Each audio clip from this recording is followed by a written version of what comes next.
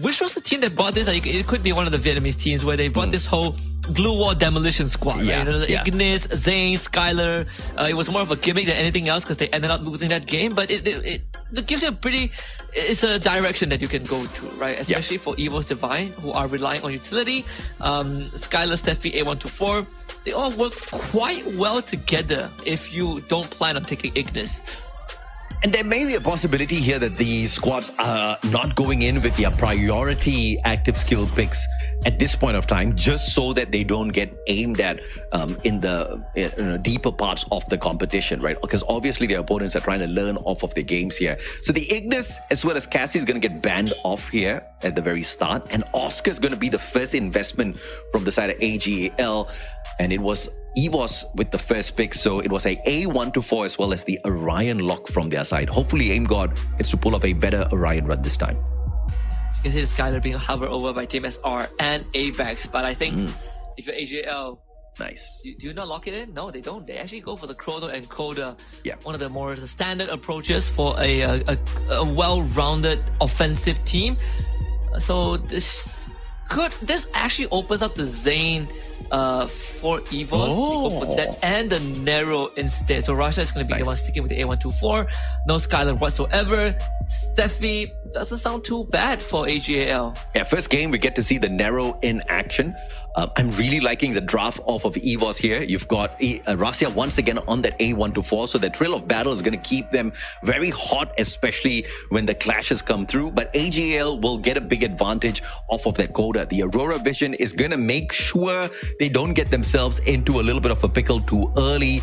But it's all about timing, right? Because if Rasia activates that thrill of battle first before Cypher can bring that Aurora Vision into play, then it'll still be EVOS with a massive advantage on the front lines. Duo's going to bring in that Iris. So yeah, you don't have the Skylar to demolish these glue walls, but you have the Iris to reach far behind those glue walls and still tag these players up. So I think fair play, Duo's still going to be very dangerous here. And we are back into the map where the 1v4 clutch happened for Mr. Dew off of AGL. Let's see if or not he can pull off some magical plays once again here.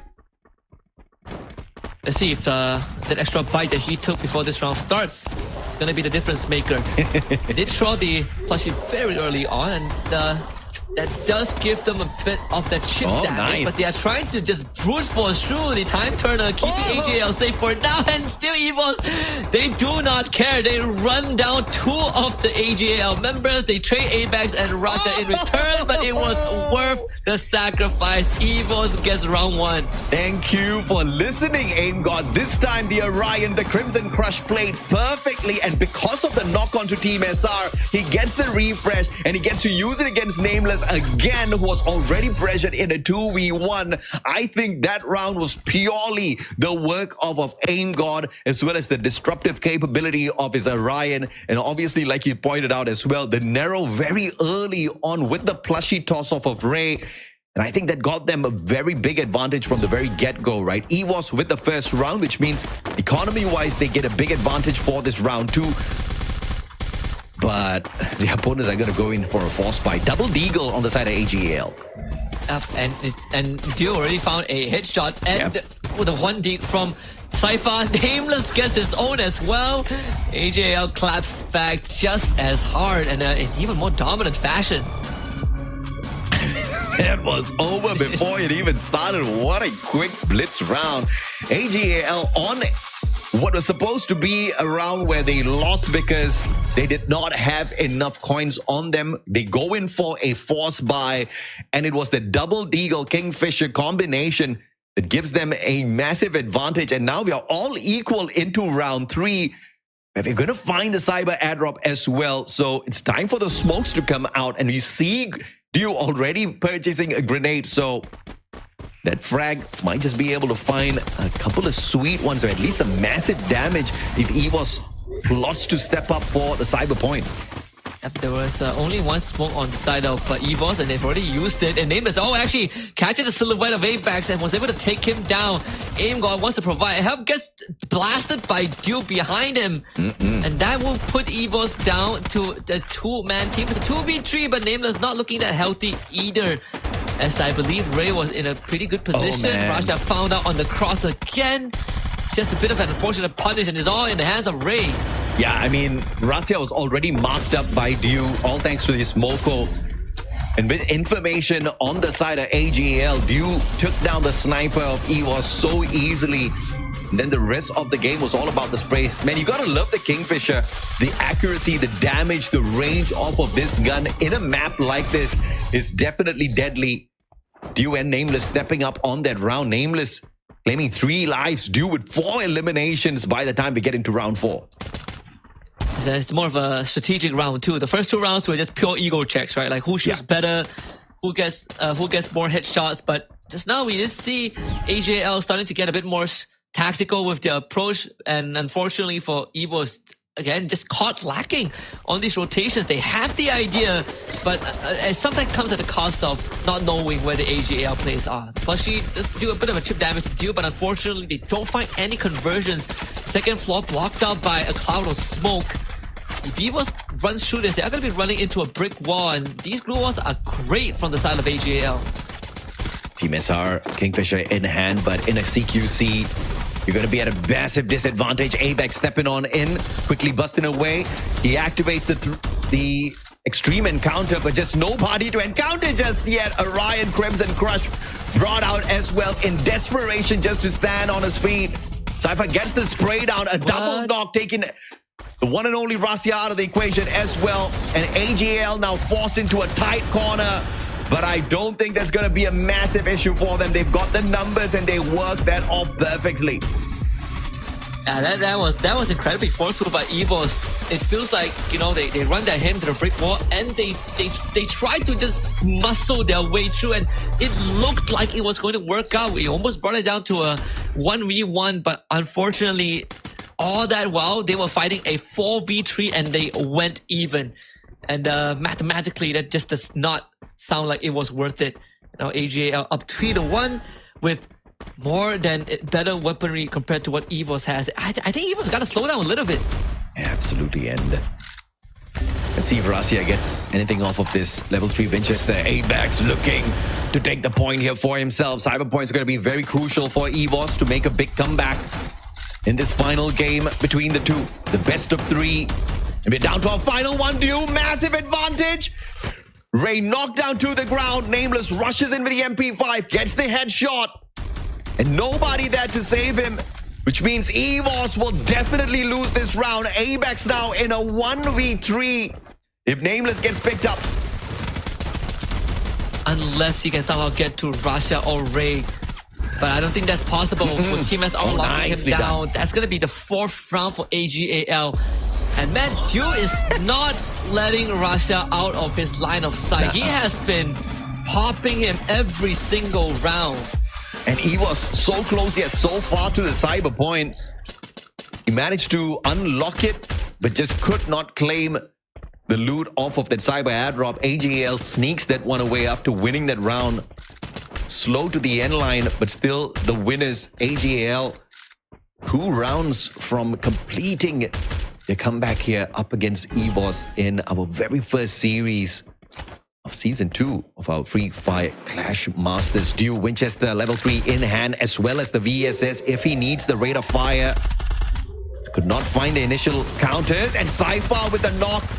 Headshot, Abex found as well by Nameless as he sorts out 2 players back to back here. Getting the confirmation as well. Rasia with the Punisher from across with the Winchester.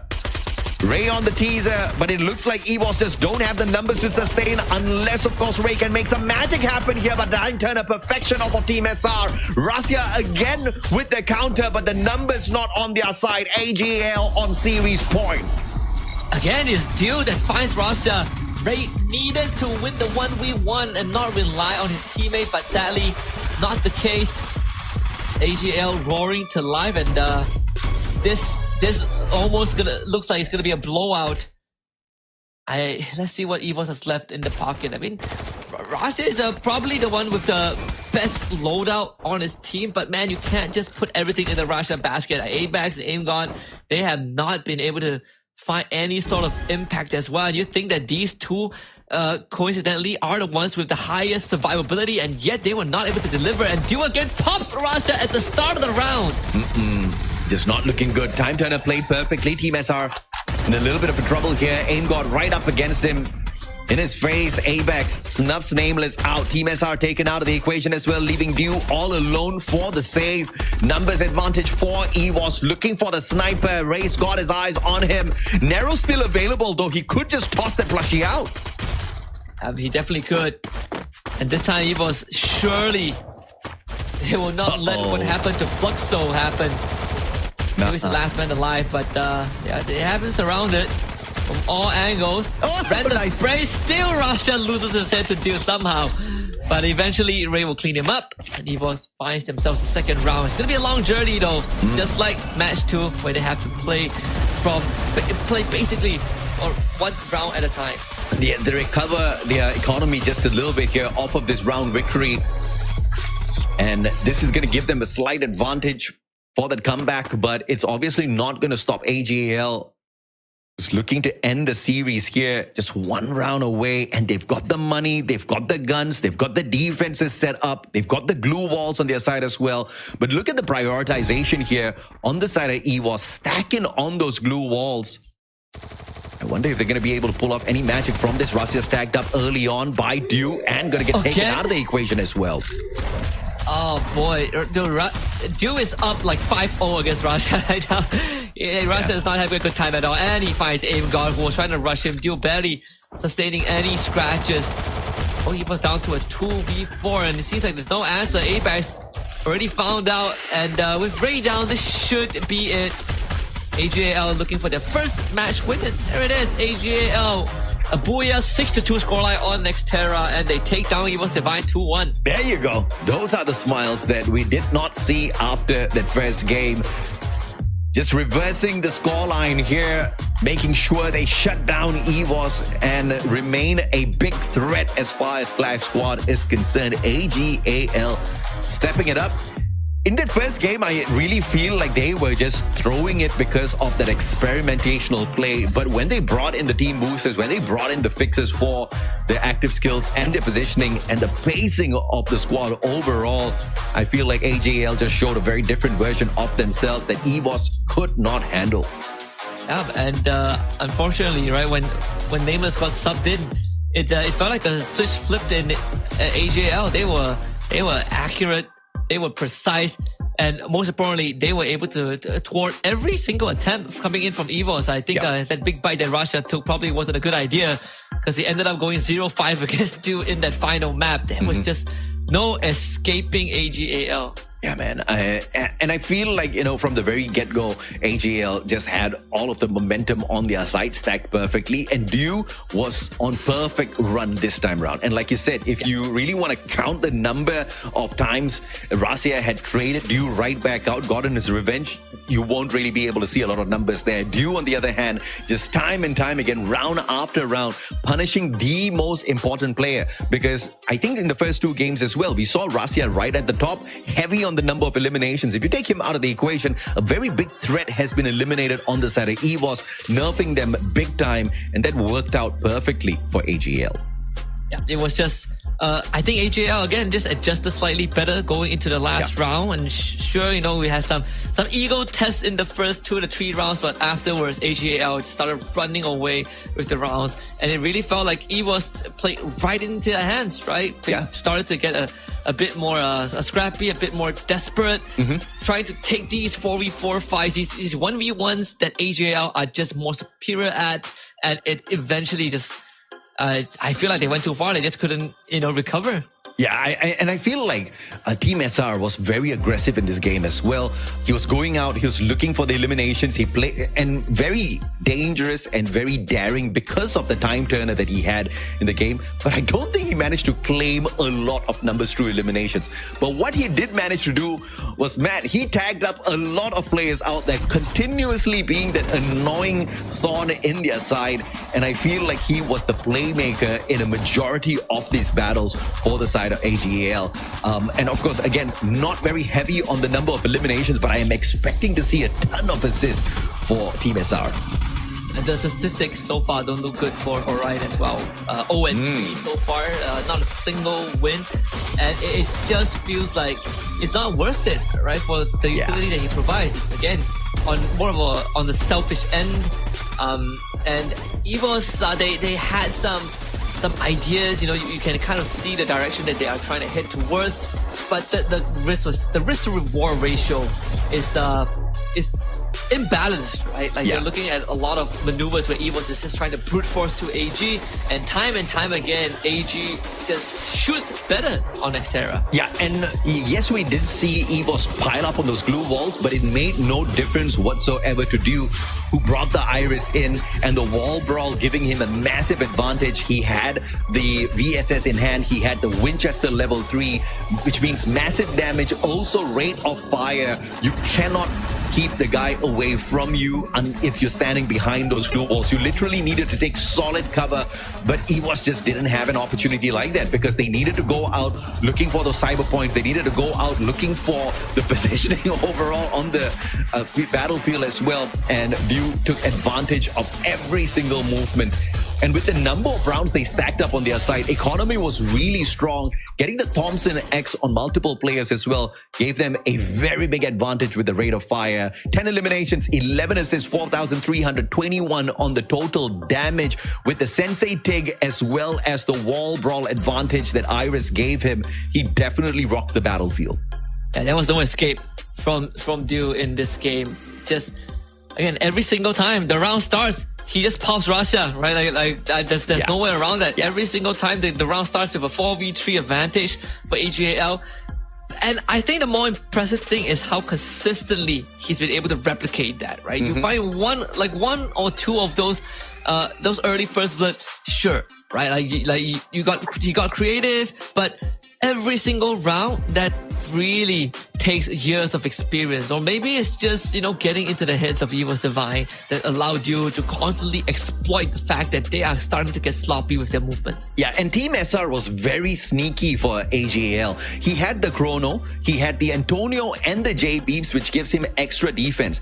And the guy brought in a Shiro in this round, which was ridiculous because basically if you get shot at within 100-meter range, which is nothing in Clash Squad, everything is within 100-meter range, you get marked up. So he was purposely baiting shots off of the EVOS players, exposing their position, allowing Dew to find the punishing shots from the opposite side of the battlefield. This is the draft supremacy that I wanted to see out of AGL, which we did not see in that first game where they were just going in with this very weird experiment. But this time around, with this perfect draft, they dominated this game. 6-2 scoreline up against a very strong-looking EVOS within that first game, which just turned to nothing when AGL woke up. Yep. I actually, am okay with the narrow pickup. I understand the application, but I felt like they weren't able to really utilize it, right? A lot of these rounds, the round starts, 5 seconds in, the plushie gets thrown out, and it was immediately removed. Correct. Immediately removed by AGL, and they weren't really able to control any zones at all, and that really takes away what narrow was made for. And it's pretty unfortunate as they also have Orion, which sort of wants to play with the narrow if possible, but that also restricts sort of like their area of efficiency, right, with what the comp provides, and lesser room for error, I guess. Yeah, thanks for bringing that up, man, because the Narrow has been nerfed down to the ground in a specific manner, which is that plushie. In the past, in the previous update, the plushie had 150 HP. Now the plushie has 1 HP. Dude, you can smack that plushie, it'll get taken out of the equation. And yes, you've got the fact that you will get marked if you remove the plushie from play, but most of these players are running the Sensei Tig as their pet, which means that marker's not going to stay on them for a very long time at all. I feel like the strategy of bringing Shiro in on Team SR and forcing the shots off of EVOS, on the other hand, was the better play, and in fact the genius play that got AGL a lot of information. And again, that Iris with the wall brawl in a map like Nextera, where those glue walls are definitely going to be used a lot, again was just 3,000 IQ. In every single way off of the drafts, AGL outplayed EVOS, and this is where EVOS needs to step things up if they want to take it away from AGL or any of these teams in the upcoming matches that they've got. I think that draft sequence too, right? They opened with the A124 opening, Yeah. which I don't feel like it's too necessary. It depends on who you go up against, but against a team like AJL that statistically doesn't really run that character as much, maybe you can delay it. But then again, it is just the first match that more left to come before the conclusion of the group stage, but the match summary gives us a very good idea that match 3 was a blowout. Like AJL completely wiped the floor with EVOS. Look at the sneaky Team SR.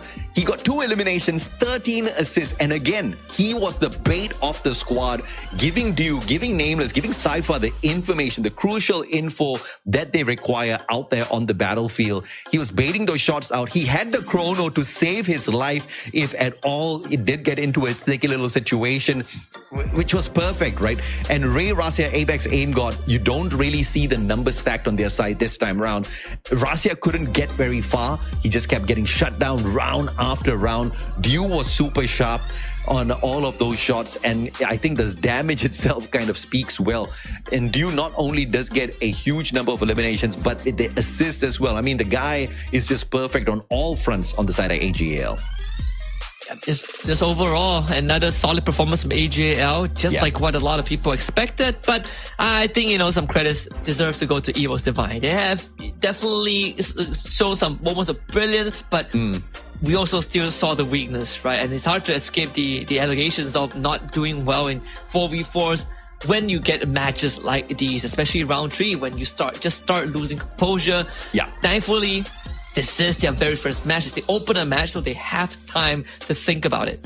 Yeah, I think there's 2 schools of thought whenever we go into a Clash squad. Some people say it's when you look at Free Fire, it's all about the mechanical skills. It's all about the movements out there. It's all about the accuracy of those players when it comes to the timing of their shots as well. But another group talks about how important the draft sequence is. And you're absolutely right, Husky. I feel like the draft sequence just wasn't played perfectly on the side of EVOS. And the group standings will have AGL at the top with 3 points. Again, guys, even if you win 1 round, but you lose overall 2-1, you do not get a point for the round that you won. That's why EVOS Divine is at the bottom with no points on their side at all. If you do win your series, be it 2-0 or 2-1, you will get the 3 points. AGL at the top at the very get-go. And that's the first series of the day. Took us an hour and a half to get here. It was definitely dragged out a tad bit. If it wasn't for AGL playing the very weird draft experiment on that first game, I think this would have been a 2-0. Yeah, I mean, we did go like 11 rounds for the first 2 matches, right? So all this considered, AJL, they made it quick in the last one. But I think, for the rest of the day, there are going to be some matches that look quite one-sided. The last one, I think a lot of people would expect it to be a 2-0, Argon MY against GAM XPE. But there's still going to be some time until we get there. We still have Secret WAG against Team Flash, the home derby. So that is also quite an exciting one.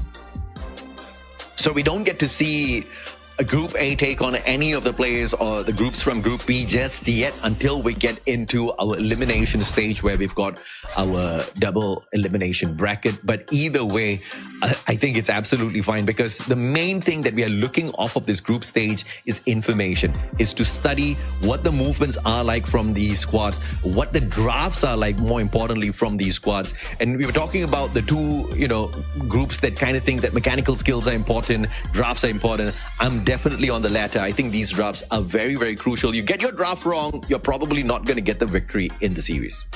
Yeah, in fact, the only thing that has happened, I think, to Clash Squad drafting in the past 2 years is that the pool has expanded just by a little bit, right? There are still obviously the prime picks, the prime cuts of characters, but at least they are alternatives, and that's what enables team like Falcons to pull out some wacky stuff and still win rounds. But there are also selected picks that if you mess up, you sort of throw the round away, and we've seen that with Orion and unfortunately Nero in that match 3. So I think if you are a team that is still trying to refine that fundamental, just to stick with what works, and unless you're Falcons or some of the Vietnamese teams that are willing to go above and beyond. Absolutely, man. It was a brilliant game. I think it was a masterclass from AGL, showing us what should not be done in Clash Squad and what should definitely be done in Clash Squad in the following two games that they took up against EVOS Divine. EVOS Divine, on the other hand, I feel like they learned a very big lesson here, Husky.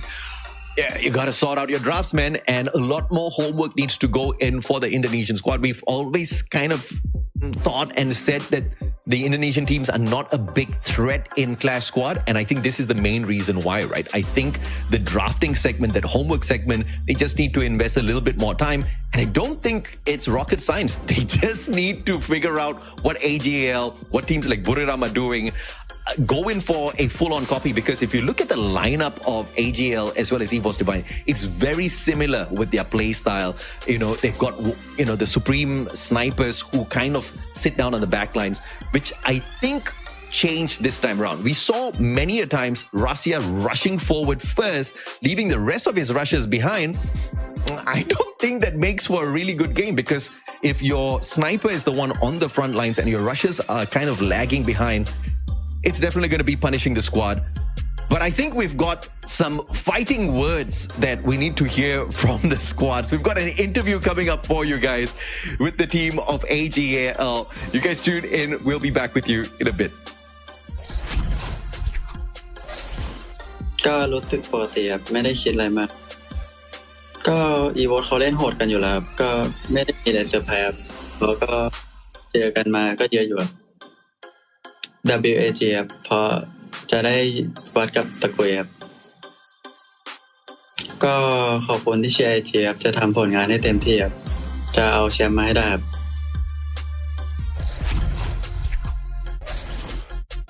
That interview was faster than a round of Clash Squad. Wow, it is a man of little words. That's all you need to know. He speaks very little, but he plays a pretty good game. The best moment was we could actually hear our producers laughing too.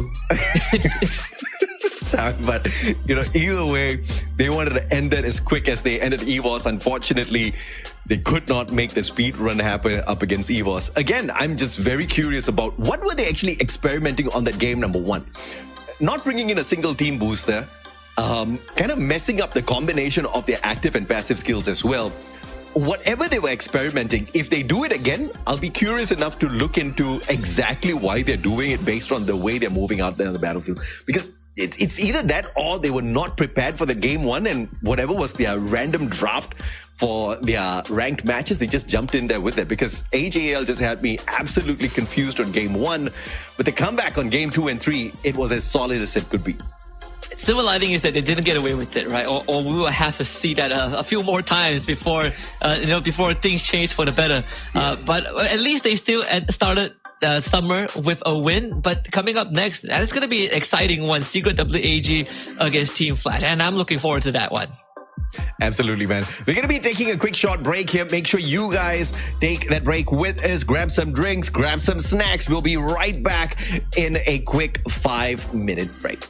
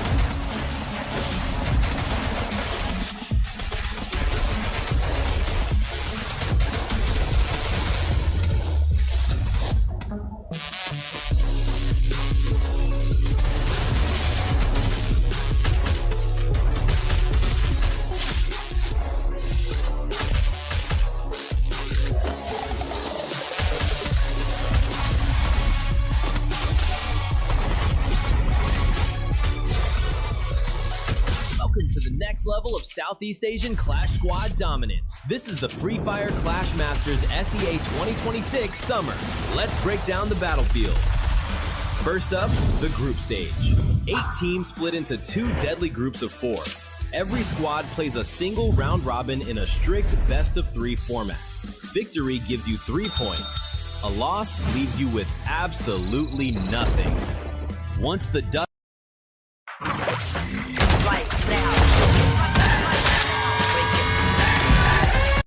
前期是一样很坎坷的，但通过他的不懈努力，在2025年 are eliminated from the tournament. Except for the massive best-of-5 bracket finals and the grand finals, every playoff match is a merciless best-of-3 war. And how do they choose where they play? In the semi and grand finals, map priority isn't decided by a simple coin flip. It's forged in blood. Before the match starts, each team sends out their absolute best mechanical specialist for a high-stakes 1 versus 1 lone wolf duel. Win the duel, and you control the map pick order for the entire series. Get ready for a lot of intense 1 versus 1 in a BO9 match. Once the map is set, the ultimate mind game begins. The active skill ban pick. Using the official Global Finals draft tool, teams will systematically ban out dominant active skills and alternate picks. No more running the same meta combos every single round. And if you lose game 1, don't sweat it. From game 2 onwards, the losing team gets the massive advantage of banning and picking first. Adapt, counter, and outsmart, or watch your championship dreams burn to ash. 8 elite rosters, new mechanics, unrivaled chaos. Who will conquer the new era and cement their legacy? Find out live. Squad up, drop in, and get ready to master the clash.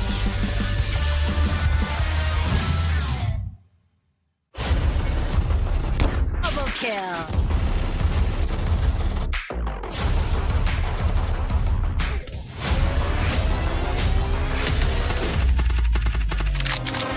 One team rose above the rest.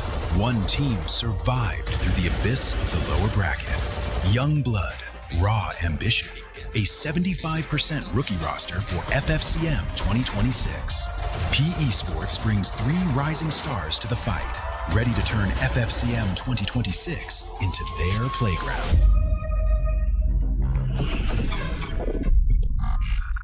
They begin their journey strong, winning against Heavy and Evos.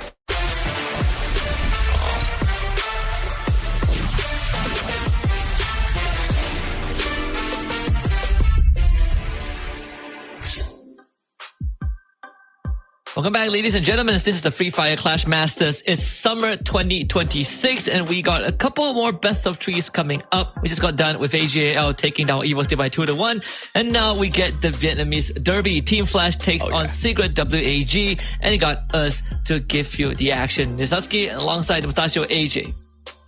I think things are about to get a little heated, right? Because we saw Team Flash kind of run circles around many teams in Battle Royale in the recent time they showed up. But in Clash Squad, we haven't really seen how well they do. Secret WAG, on the other hand, did absolutely nothing in the exact same competition and then went on to become the Southeast Asian champions, making the whole of Vietnam extremely proud. I am waiting to see exactly what the combinations are going to be out there. I feel like in a fair 4v4 fight, Team Flash could be very threatening, but we have got Secret WAG, and they are just pure adrenaline and momentum built right now to just absolutely crush Flash based on whatever they've been doing so far. And actually, even Team Flash had quite a good run in spring, right? Like prior to the grand finals, Team Flash, they were killing it. They were giving everyone a run for the money, and we thought that Team Flash is going to be it, but it WAG did finish. Predict the results, but at distance. We are both. We'll just have to wait and see. You know, it's a situation where you might just be right here, Husky, because when it comes to the starting of the competition, usually Flash, they are off to a fantastic start. The momentum is at an all-time high, and then they kind of peter off towards the end of the competition, which is not really great. Secret WAG, on the other hand, they just know exactly when to hit hard, just like what PE Sports did the last time around. PE Sports, they were not great in the group stage, and then they went on into our elimination stage. They got kicked down to the lower bracket and then made that miraculous, Titan-slaying lower bracket run, which Secret WAG, I think, might not be looking to do. I think they just want to maintain a upper bracket run for themselves this time around. Maybe they want to go for a back-to-back, champions of spring and then champions of summer, but this time in Clash Squad instead of Battle Royale. Yep, and I think if they can win this Clash Squad, it's already a good enough testament, right? I mean, the Battle Royale aspect, it's going to be happening in 2 weeks' time, so they have time to prep for that. But the lineup of Team Flash on your screens right now, obviously, a bit of a minor adjustments in the lineup from what you might be used to from spring season, but the bulk of it is still the same, right? Like, in my eyes, it's going to be on ABCD. I think 2026 so far has been the year for him. He has been really racking up the scoreline. I mean, Minx definitely a threatening player out there as well alongside the God, but Nguyen is the player that I'm definitely looking forward to seeing the most out there. There's a good reason why Team Flash acquired this superstar, and I think he's just going to light up the battlefield. But the question is, has he warmed up enough to set the battlefield on fire? If you look at Secret WAG, the lineup of Tikui, Nan7 Shiryu, as well as PLS1, now this is a lineup that you definitely need to fear.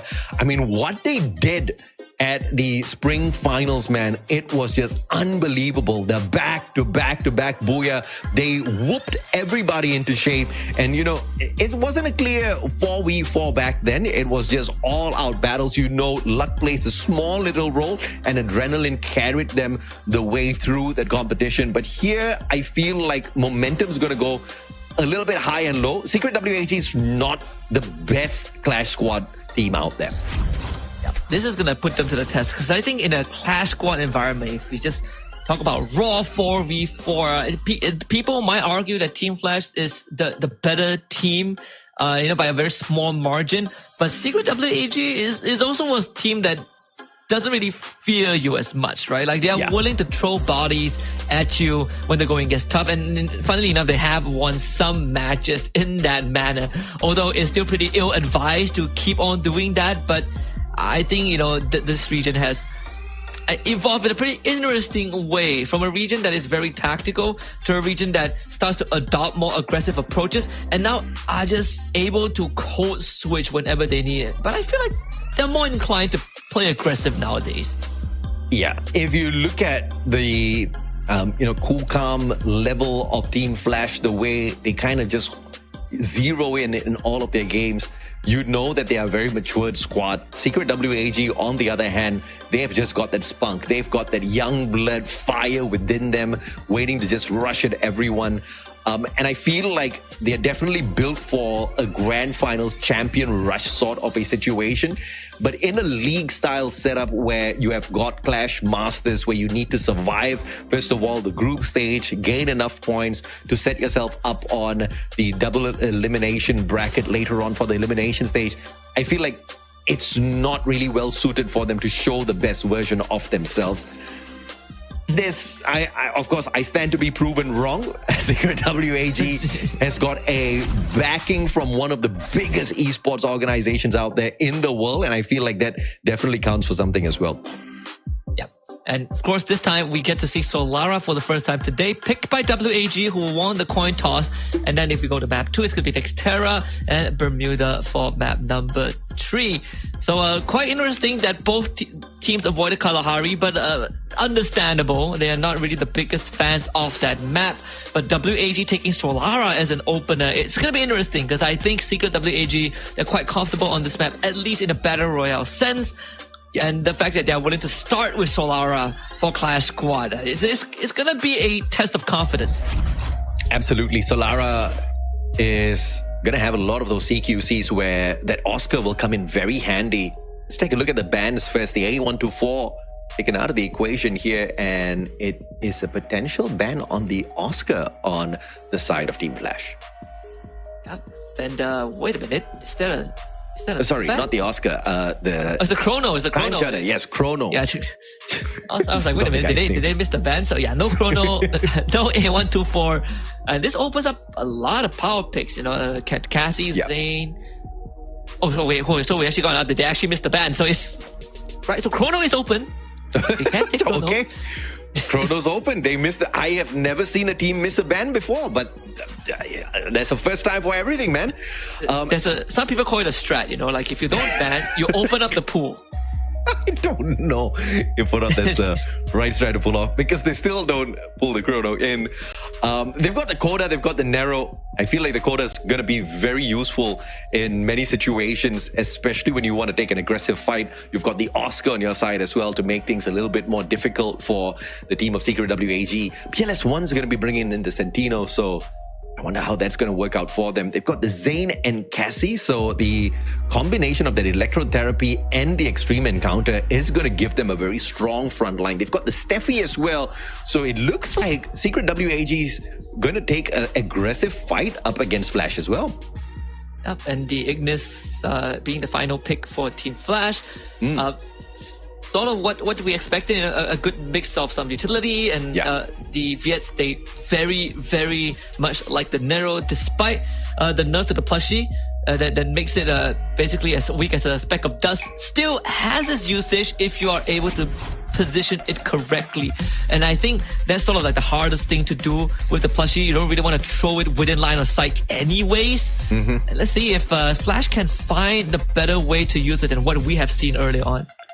And the plushie's nerfed in a big way. So even the damage that you get off of the plushie the moment it finds the connection has been reduced as well. With the HP of the plushie getting reduced from 150 to 1, taking it out of the equation very quickly is not going to be a big problem. But what will be a problem for these teams is the capability of that plushie stopping you from pulling up your glue walls. Because initial rounds, that Nero is going to be absolutely useless. Yeah, and that's something that I think is a disadvantage, right? Not really a handicap, but a disadvantage that if you run the Nero, you have to be ready to accept it. But I feel like maybe in the pistol, like contrary to what it seems like, maybe in the pistol rounds, it might have slightly more of an agency.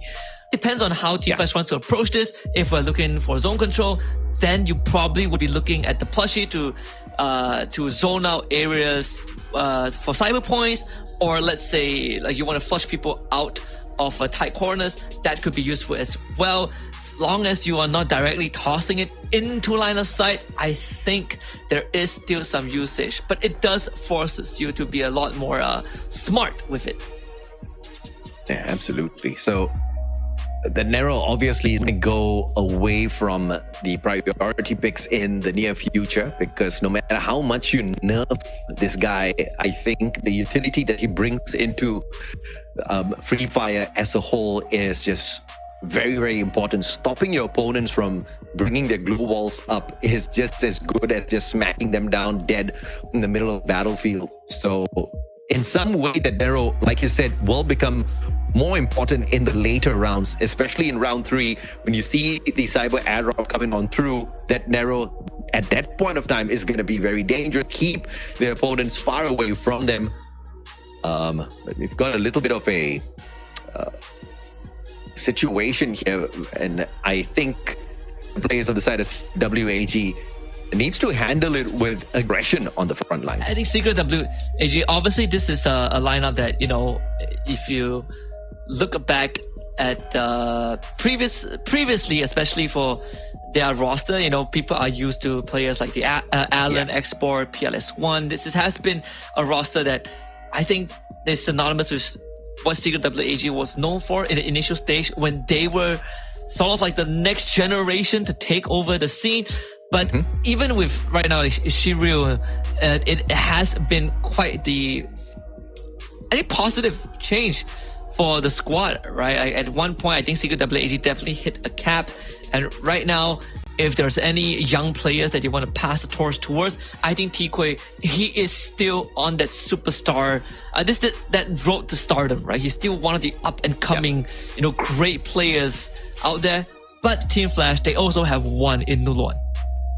Oh yeah, absolutely. And one, I think, could just be the difference maker. We've got a little bit of a technical pause here, so before we start the matchup, just a little bit of a breathing room here for both squads to kind of catch up on exactly what they want to do in the battle. And it looks like Secret WAG is just not very much in terms of discussing. I feel like they've already discussed exactly what they want to pull off in the next battle. But Team Flash, on the other hand, as usual, the communication's really strong on the squad. I think it's a team that has grown a lot since the first time we saw them. I think we've seen them for many, many years now in the esports circuit for Vietnam, but they just haven't risen to the potential that they have right now in the current season. This is one of the better, I want to say that the better years, but at least the better first half of the season, right, for Team Flash.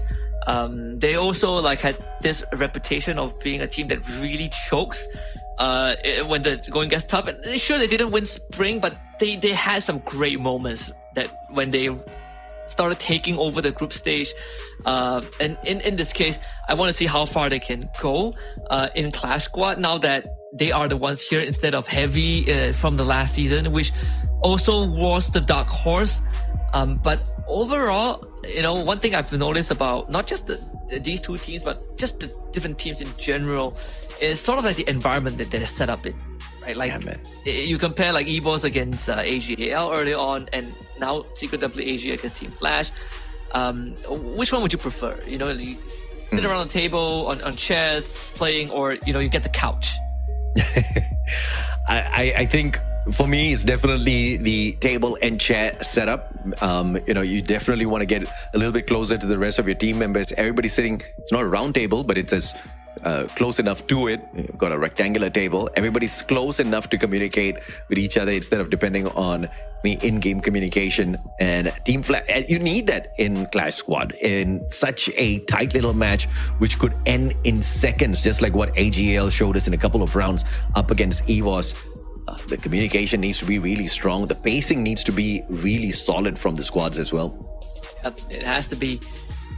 I think in the grand scheme of things for Secret WAG, the one thing that they can always fall back to is once they start falling behind, I think that's where we'll see this team kind of, I would say, revert to more of the primal instincts, where they are just like all four rushes. The round starts, they run at you, they try to win the round. Whereas for Team Flash, it's more of a balanced bunch, right? But again, the lineup that they had for themselves, just because you have the narrow on your end, it does slightly limit how aggressive you can go when the round starts. But the trade-off, but you trade that with the fact that your late game control is slightly better.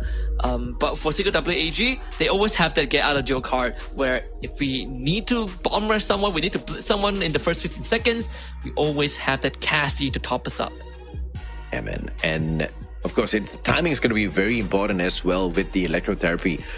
We've seen it fail on the side of EVOS, so I'm wondering if or not it's going to be very successful on their side this time around. And obviously, you need to make sure T-Quay is close enough to that Zane. I believe it was Shiryu, the one that picked that Zane. The extreme encounter, I feel, hasn't really been the best skill today, because the Zanes have been on the back lines, especially when we saw the Zane in the hands of EVOS earlier on. It just wasn't really pulling in a lot of points. The capability of Zane on the front lines definitely depends on the backup that you receive from the sniper as well as your support player, if you do have the Cassie in play.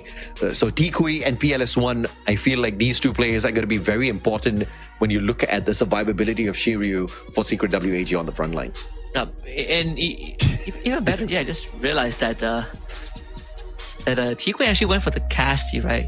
So that also is sort of an adjustment on WAG's side. I saw someone who said that apparently Neptune is better than Cypher. what? I don't know where the hell they got that information, but I can guarantee you Neptune's better than Cypher. If you look at the lineup of Team Flash, on the other hand, they've got the Oscar Coda, Nero, Ignis. Ignis is a powerful utility because information is exactly what you need out there. So you depend on, the clue, the coda, which neither one of those skills have been brought in by either side. And on top of that, you've got Flash with the Ignis. So they get to block out information that Secret WAG can get off of them very early on, quickly reposition, and Secret WAG won't see a backstep coming on through. It's going to be very important on this Solara map. I think it also allows the Secret WAG to gain sort of a head start, right? Like if they win this map, I have a feeling that there's a good chance we might see that 2-0 for Secret WAG. But I think like most of the crowd now is very excited to see Nuan back, in action, right? Like his first debut, I believe last year, really gave everyone a shock. Now it gets picked up. And this is going to be his first true test, right? Although not in the Battle Royale sense, but still one of the regionals, right? One of the regional stages, one of the biggest stages that he's been on when you have to play against, the sort of like the best team in the competitive realm.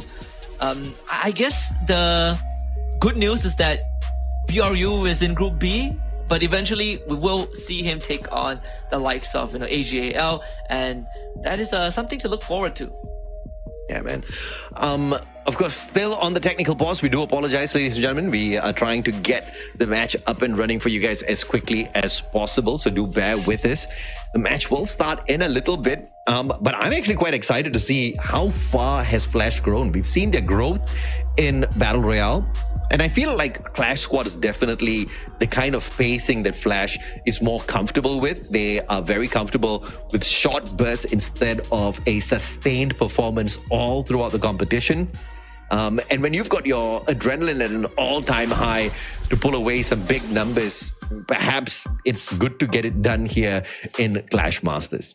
Yeah, it's and again we are trying to sort out the issues behind the scenes so that this match can go smoothly, but it also gives us a lot more time to just kind of go through the motions, right? With what a year so far has been for the region, and it's not just a PE. We've seen who is going to be playing next, Secret WAG, and even Team Flash to a certain degree have really stepped up. And I think some might even argue that right now with the collective performance of the Viet teams, they are a better region in Indonesia by a certain degree, right? It depends on how you look at it, especially spring season. I think it's pretty hard to argue against that. So again, I just got to see if Secret WAG has what it takes to get that sort of like a back-to-back before they head to Paris. And I think that would be sort of like the biggest test for them. Whether or not they're better than Indonesia at this point of time, they're definitely looking better than RRQ, who has been, for the longest of time, trying to become a champion in Southeast Asia or the global stage. But, things just haven't been working out perfect for them. They are still running that curse. But we're going to be taking a quick short break here whilst we sort out the technical issue in the background. You guys don't go anywhere. In 5 minutes, we'll be right back with all of the action. Welcome to the next level of Southeast Asian Clash Squad dominance. This is the Free Fire Clash Masters SEA 2026 Summer. Let's break down the battlefield. First up, the group stage. 8 teams split into 2 deadly groups of 4. Every squad plays a single round robin in a strict best-of-3 format. Victory gives you 3 points. A loss leaves you with absolutely nothing.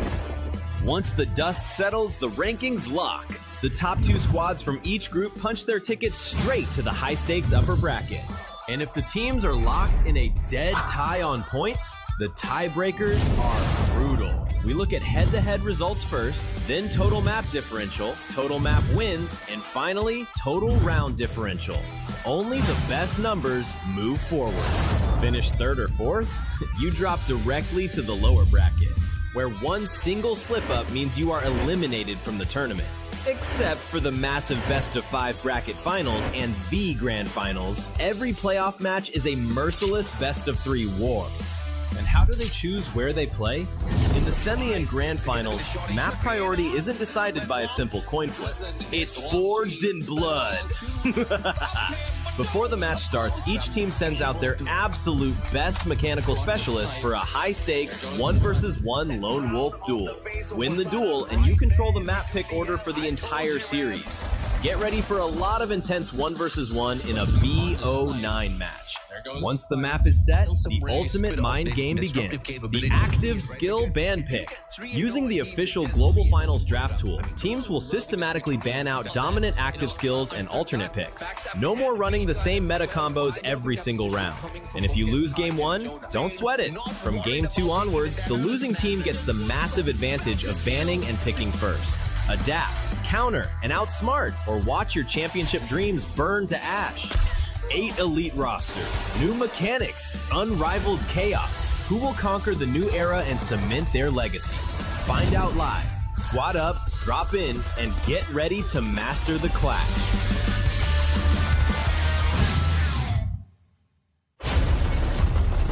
Double kill.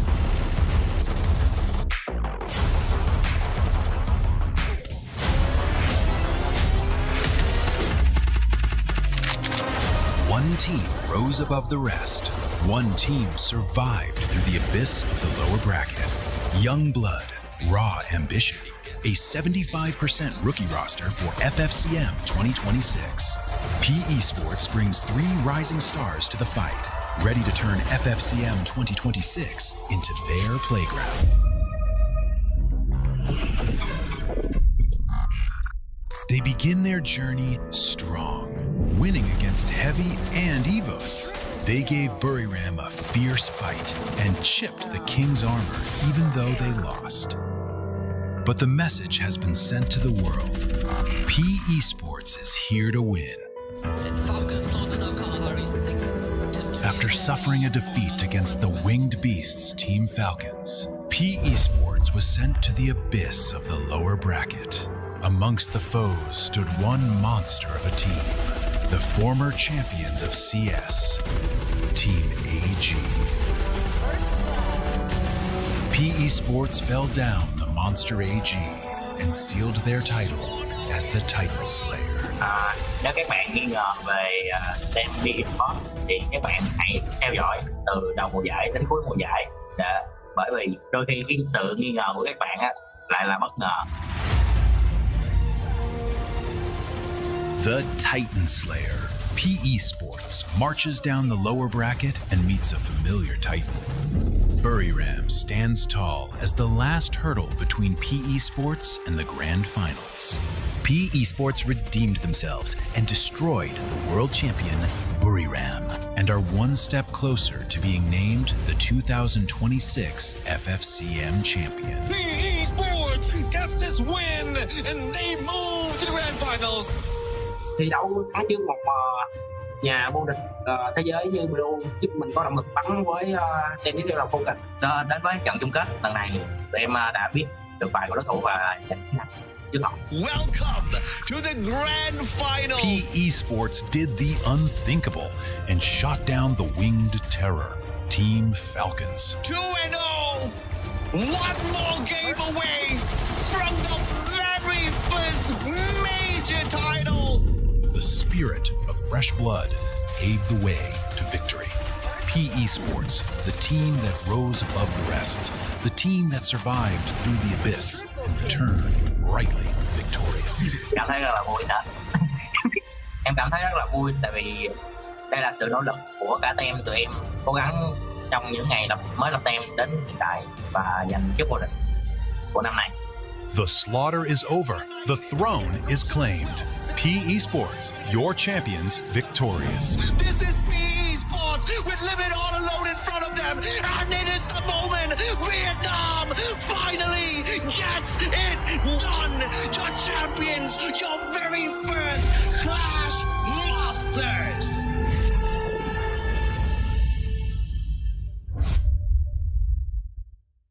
Hey, survivors! The 9th anniversary party is about to start! Whoa! Looks like you guys really couldn't wait, huh? All right, let's get this started.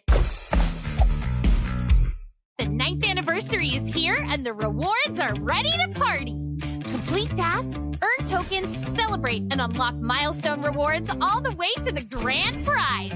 This time, you can get an ultra-stylish mail bundle and a super cool vehicle skin, so don't miss out. Jump in through the event entrance and explore the brand new 9th anniversary party lobby.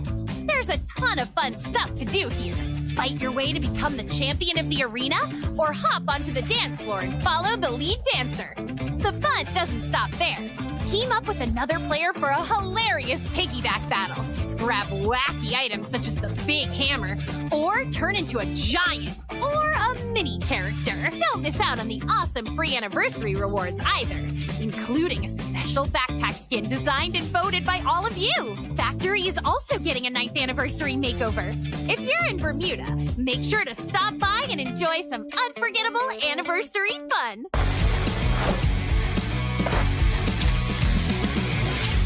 What surprises does the 9th anniversary have in store for us? First up, more skills can now be enhanced. During a match, you can upgrade your character skills to unlock stronger effects, power up your playstyle, and outplay your opponents. In Battle Royale, you can gain skill boost energy by surviving, getting eliminations, and dealing damage. In Clash Squad, skill boosts become available at the start of later rounds, giving you more ways to adjust your strategy as the match heats up. Some skills will have 2 boost options, while others get reduced cooldown time. And if that's not exciting enough, we're also turning up the heat with Weapon Awakening.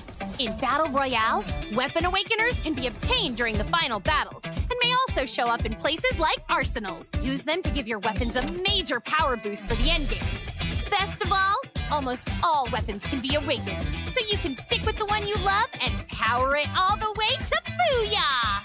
Over in Clash Squad, perk points will replace cyber points. You can use them to unlock perks like awakened weapons, armor, buffs, and more in the CS store. The match result page will also show the skill boosts and buffs chosen by both teams, so you can see exactly how each side built their advantage. There's even more 9th anniversary fun packed into your matches. During the event, random anniversary quests will pop up in certain areas across the map. Complete them with your team, and you can grab great loot right from the quest spot, along with upgrades to nearby vending machines, revival points, and even buffs. You might be collecting anniversary fragments, reforging a giant sword, or bouncing high into the air to grab coins.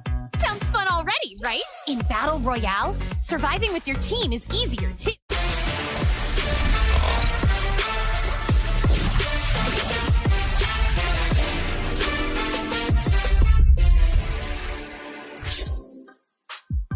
Welcome back, ladies and gentlemen, to the Free Fire Clash Masters 2026 is summer. We've got some time to resolve the issue, and things should proceed smoothly between Team Flash and Secret WAG coming up. In case you guys missed it, it's Husky and the Mustachio AJ to bring you guys the rest of the action. We got plenty of matches coming up, and this is just the second best of 3 out of a possible 4 that we still have later on.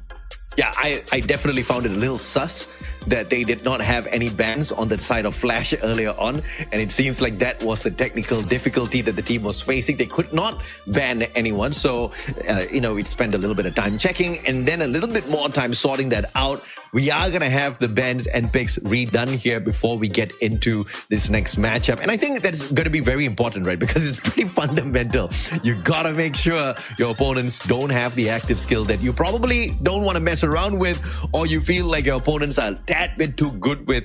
And I feel like in the earlier parts of the competition, is always going to be what skill you don't want to mess around with, Husky.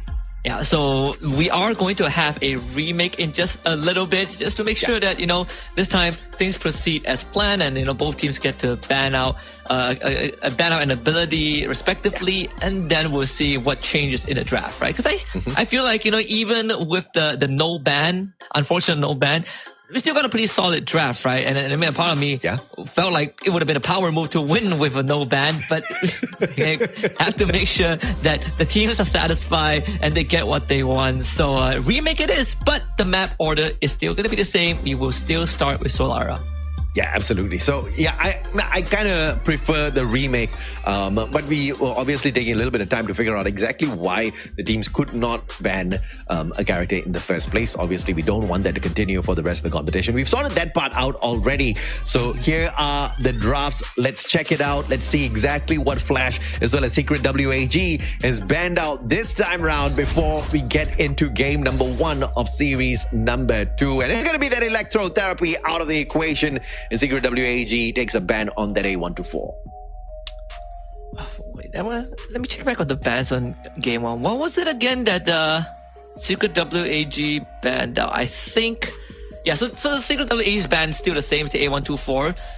So with the Cassie removed, which means that there is going to be some variations now to the draft. Secret WAG don't get the Cassie, Zane anymore, so they will have to opt for the Orion, but Zane still stays within the squad. The Oscar Santino becomes the choice for Team Flash. They still get their hands on the Coda.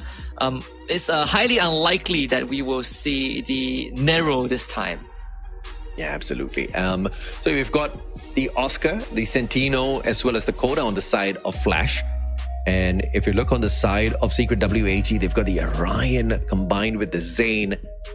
And Tico is locked in that Steffi already. A potential pick on the Ignis here, which is already pre-selected by Mink. And he does not get that. Snuck away by PLS1. I feel like it's a very big disadvantage having the pre-selected characters shown at the very start in itself.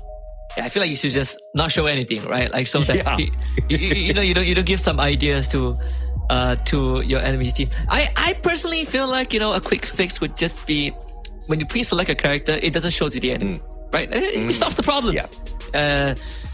Well, in this case, in a competitive lobby, as long as the audience can see it, I think that's good enough. But I'm surprised that they still ended up going with the Nero. I thought that they would opt for something else, but I guess without the Ignis, Nero is going to be the next best choice. Oh yeah, absolutely, man. So I really like the pick on the Coda. Santino is just a very big question mark for me. We need to see some magic happen with that Santino, or else it's just not going to be much at all. And one, on the other hand, with that Santino, I'm just more curious to see how this guy performs. This is the very first time we're going to see him out there in action for the squad. So it's either make or break for one. Let's see. So it's time we've gotten the tech issues out of the way. It's time to officiate this match. Put the mannequin out instantly from the one side. Let's see where he's gonna head to though, because in this tight space, the mannequin very quickly spotted up by Shiryu, a 1v1, and a quick switcheroo. Someone was actually camping the mannequin, and we get the 1-for-1 trade. It's made for T-Quay. The one instantly getting blasted by Shiryu, was camping there at the beginning. So Secret WAG up with a members advantage, and they will get round 1.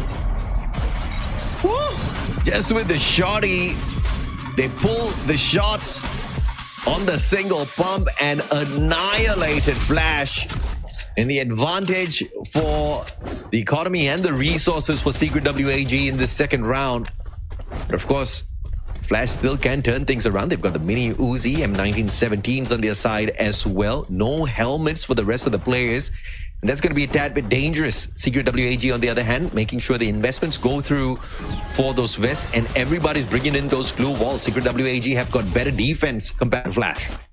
They get a second chance at this again. See, Secret WAG, they did win round 1 by just having some good foresight, especially against what Team Flash wanted to accomplish. They are running the double revolver, ice grenade in the side of the god. WCD forward finding Shiryu already, but the glue wall is going to cut off that rotational point for just a little bit, forcing Team Flash to backtrack, and they are all down the low, and that allows these shotgun pellets from WAG to just tear through the health bar. T-Quay easily cleans it up, and Secret WAG now up 2-0. Still with the shorties, not wasting a lot of coins for this second round, understanding that Flash will not be able to go in for a big investment on the guns. They keep the exact same lineup of weapons, but they just stack up on the defense. So that was a big brain play out of Secret WAG. Now in the third round, they go in for the investments, AN94 as well as the MAG-7, because this part of the compound is a tad bit bigger, and you're definitely going to need the longer range of the A94. But Shiryu with the Mag 7 is going to be a deadly one, especially with the extreme encounter off of that Zane. If popped at the right timing, could be deadly. And remember, this is Secret WAG's map pick, so definitely want that confidence boost, but Mink's not going to make it easy with that initial takedown. Still, Shiro gets picked back up by his nice up, one. and Ngan actually able to slice ABCD down in half, and Shiro, because he was not finished off, finds a conversion. And Secret WAG just moving like some beast out there. Luan, the final player, Mac 10 in hand. Can he pull off a miraculous run? Yes, he might be able to. Tikui taken out. Luan with the shape splitter. But he got split in half with the follow-up there. The Centino just buying him an extra precious few seconds, but nothing much off of that round. That is that's pretty interesting because just now we literally saw someone from Secret WAG, I think it's PLS1, he was camping the mannequin, and then he took his eyes off the mannequin for just a little while and got shredded by the Mech 10, and that looks scary for a split second, but Secret WAG, they had the numbers, the personnel to clean things up. Now halfway through the first match, I mean, Tikui is flawless. He's 4-0 on this Orion. Let's see what they get pulled off this time around. Yes, they stick together. Secret WAG here. Mink's about to get caught out. Tikui running straight at him. Has the Orion. This guy brave because of the Crimson Crush. Will be able to spot one. Mag 7 putting in the damage. As Mink backs away from the equation. Shiryu in a little bit of a pickle here. Has the glue walls to back himself up though. And Secret WAG still on their feet. Wow, I'm surprised. He barely took any damage. And now it's their turn to launch the offense. Tikui and Shiryu both trade. And Team Flash still responding in kind. Of course, New Kid on the block, the one really putting in the numbers. Tikui getting knocked down, and finally, Shiryu gets removed. PLS1 on his own devices can't hold on against the God. And Team Flash finally puts one on the board. Yeah, the one beautiful with the high ground advantage played perfectly there. But you also got to respect exactly what the God got done with the Thompson X up close and personal, putting in the initial damage, and the follow-up from Luan just not spotted by the rest of the players on the side of Secret WAG, giving a big advantage for Flash to pull one round back. Economy-wise, they are going to be able to recover quite a little bit here, but still not steady on the defense just yet. Secret WAG with a slight advantage over Flash when it comes to the defense. It was a little catching up to do, but for some reason, that WAG is still pretty much intact. They throw off the Flame Mirage very quickly. Shiro getting absolutely gunned down, but there is a trade that comes through from Ngan. The backup, very much done well. ABCD to the front, misses all of his shots. That felt like an opportunity where Team Flash could set themselves up for success. And Tikui gets to disengage with the Crimson Crush. The God and the one still composed and actually finds the cleanup anyways. Man, that was messy from Secret WAG. I thought PLS1 would be able to pull it off. He didn't. Nan7 hopped on in there, failed as well. Tikui tried. He got shut down. Flash waking up. Like some miracle here. They did not have the advantage with the defense, but it seemed like they did. I am slightly surprised. I thought WAG had some fail safes, but props to Team Flash. Again, we said that these guys, they don't mind getting scrappy, especially ABCD. He has the Oscar. He knows that he gets to call the shots, and he has the tools to really get up close and personal, especially when WAG weren't expecting it. And I don't think they did, right? Like, you kind of take your eyes off the Oscar for just a little while, and he starts wreaking havoc. Nice grenades, just tickling Flash at this point of time. Narrow played perfectly, and no more glue walls for them, and the advantage is Mink runs in with the Mag 7 with the perfection of timing combined with that plushie. They take advantage and they snap out Secret WAG 3 rounds in a row. All right, I think WAG needs to switch things up a little bit because Team Flash, the game plan starting to become pretty apparent, right? Like you said, the ice grenade plus the plushie, they got WAG cornered up. They have ABCD basically just, have his face planted against the glue wall, and they dump everything in that area. WAG could not catch a breather at all.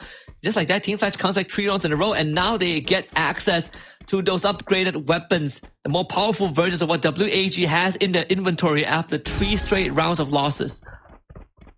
Secret WAG, they had the glue walls, but That plushie, that narrow, just preventing them from erecting extra defenses and opening up a weak spot for the team. Now Cyberpoint's going to be claimed here for Secret WAG. Nan7 backing away is ABCD. Rushes on forward. Ignis's Flame Mirage is just going to be tagging them up, not even blocking out information from the side of Secret WAG. Nan7 sprayed down. That Steffi's not doing much at all. Again, PLS1 is just trying to get damage off of the Flame Mirage. It's just not really the best way to get the damage in, but it seems to be working for them. They got the final player left in here on the side of Flash in a 1v3.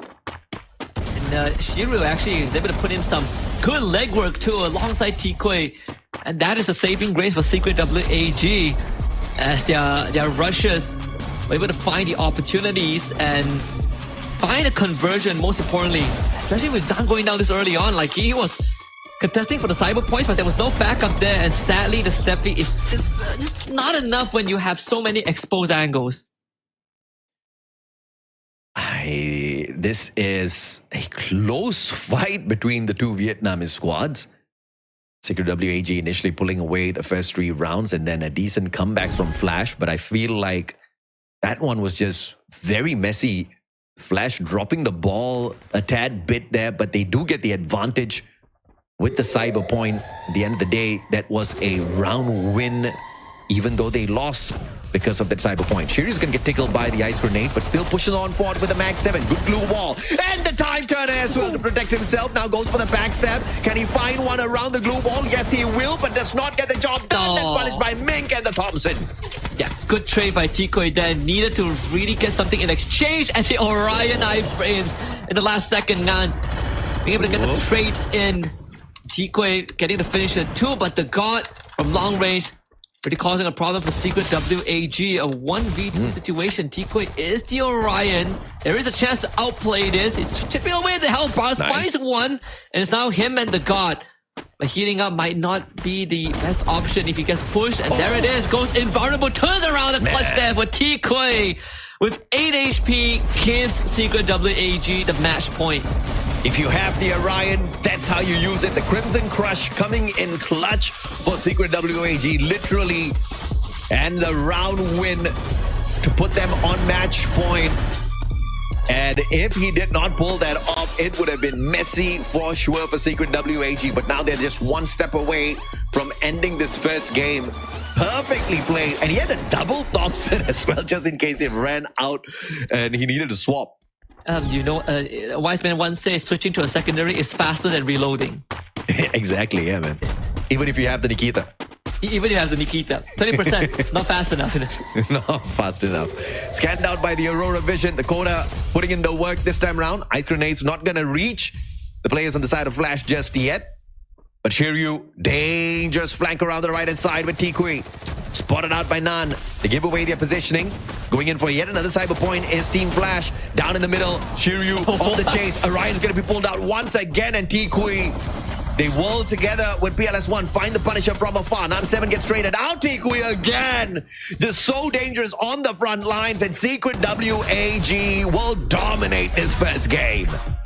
Yeah, pretty weird last round. Like Monster and opened flame. It was Secret WAG that was chasing Team Flash in circles around the cyber point drop, which in the end didn't play well for Team Flash, as PLS1 had such a great position in just taking them down from long range. Team Flash, there's some hard thinking they needed to do, because I feel like some of these the first few rounds when they were able to equalize the scoreline, there was a plan to it, right? There was a method to the madness. But afterwards, it was two teams blindly rushing, but it was Secret WAG that actually had a plan with those rushes. Yeah, absolutely. I feel like the final round was just a round of perfection from Secret WAG when it comes to positioning. Yes, we saw the two rushes go in for that right-hand side flank, and I felt like it was just an odd move to go and throw that ice grenades, because you were able to just go in for that secret backstab, right? But instead of doing that, they gave away their position.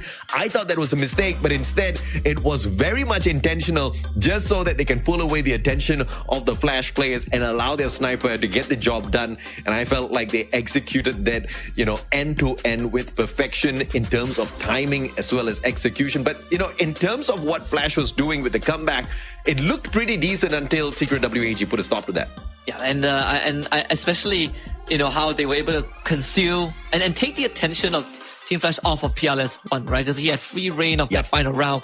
Wasn't really much else that needed to be said. I think Team Flash just sort of tunnel vision a little bit and kind of lost focus on the overarching theme of the round. Secret WAG, though, they had a great start. Team Flash, covered a little bit, and then right after that, they lost control, and Secret WAG ran away. Absolutely, man. And initially, it was definitely a dominant run from Secret WAG. And then Team Flash started playing for the Cyber Points. And yes, the Cyber Points are very important, but not at the cost of the round as a whole. And that's exactly where Flash dropped the ball, especially in that final round. The prioritization on the Cyber Point was just a little bit too much. Instead of finding a safe play in terms of taking out the numbers from the side of Secret WAG, and they paid the big price for it. And the big price was basically a loss in the first game. Yeah, and funny enough, none of these rounds actually went to the late round, right? Like it ended mid-round.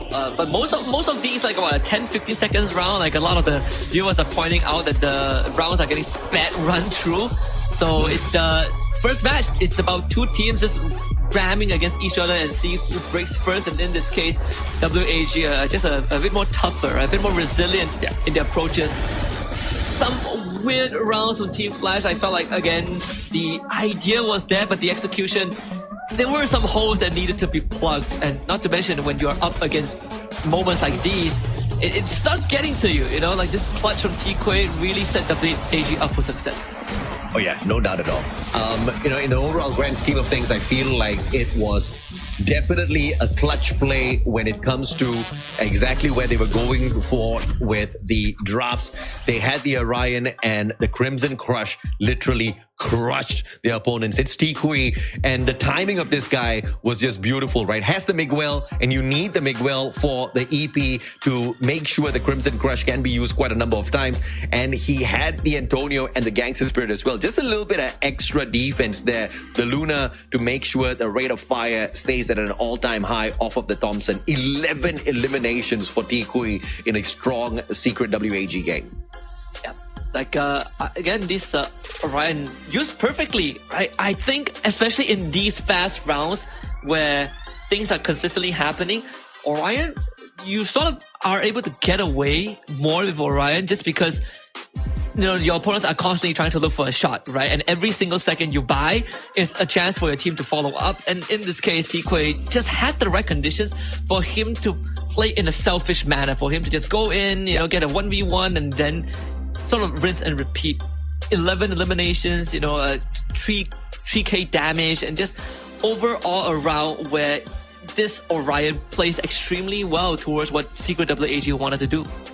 Yeah, man, absolutely. I mean, the numbers are all stacked here on the side of Secret WAG. You can see ABCD struggle a little bit, barely getting the assist, damage, all the eliminations just continuously tagged up from the very start in itself. The double snipe setup off of Inluan as well as the Gods just not working out for the team just yet, mainly because Inluan's just not getting enough money to get the sniper into play. He's just mainly playing with the assault rifles from afar, trying to get those hits in, and you can see him getting the job done with the assist, but it's just not enough to overwhelm Secret WAG just yet. Yeah. Again, just a test round. This is again a map pick by Secret WAG. We did say that it's quite interesting that they decided to go for Solara first, but they came out swinging, right? They completely crushed Team Flash on Solara. You can see Team Flash didn't really feel too comfortable, but we're going to Nextera next. And even though it's Flash's map pick, Secret WAG, there are no slouches on Nextera, so I still feel like the odds are slightly stacked against Team Flash, but I want to see them bounce back. I think ABCD didn't really have the best round one. One, he did try, but overall it's just one is underperforming, one is getting shut down.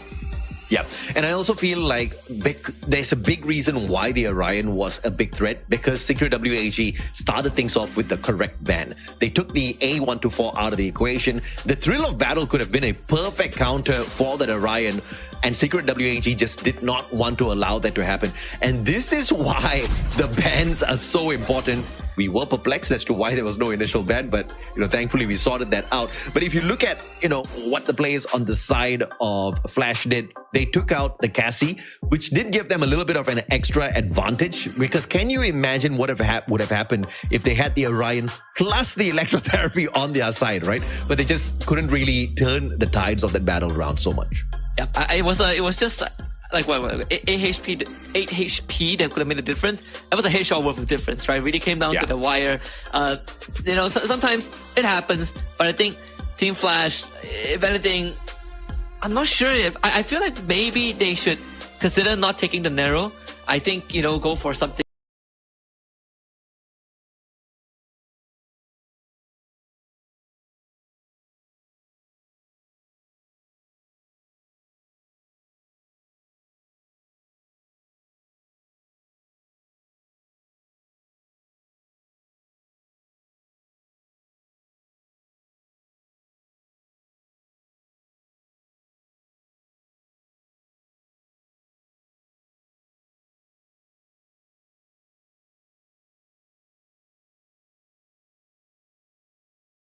போடுவோம் bro.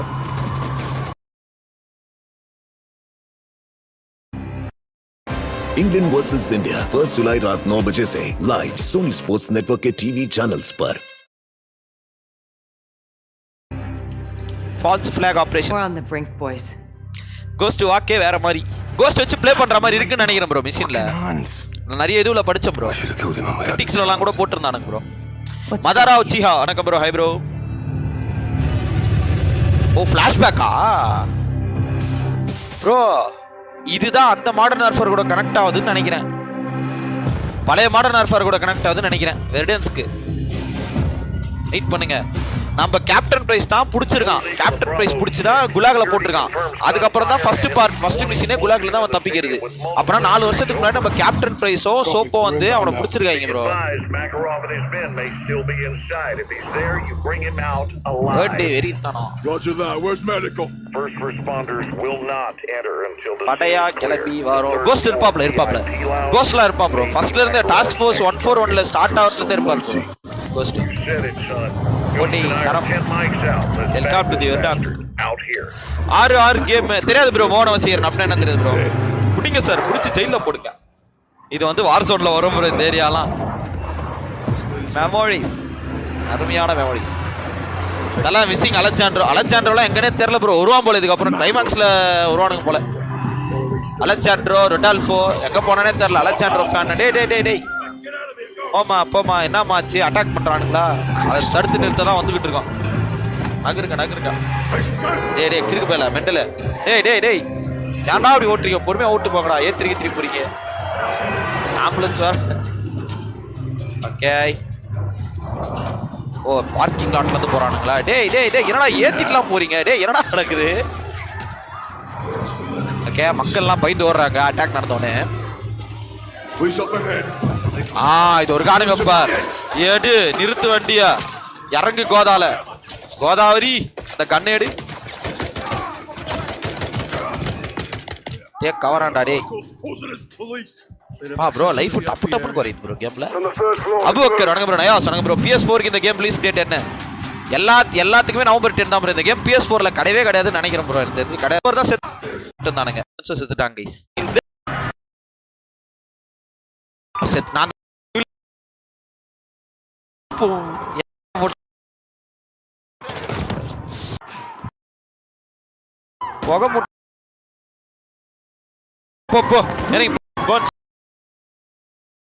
சொல்லுங்க.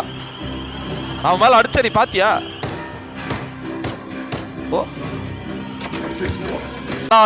Stadium IP இறங்கி போ.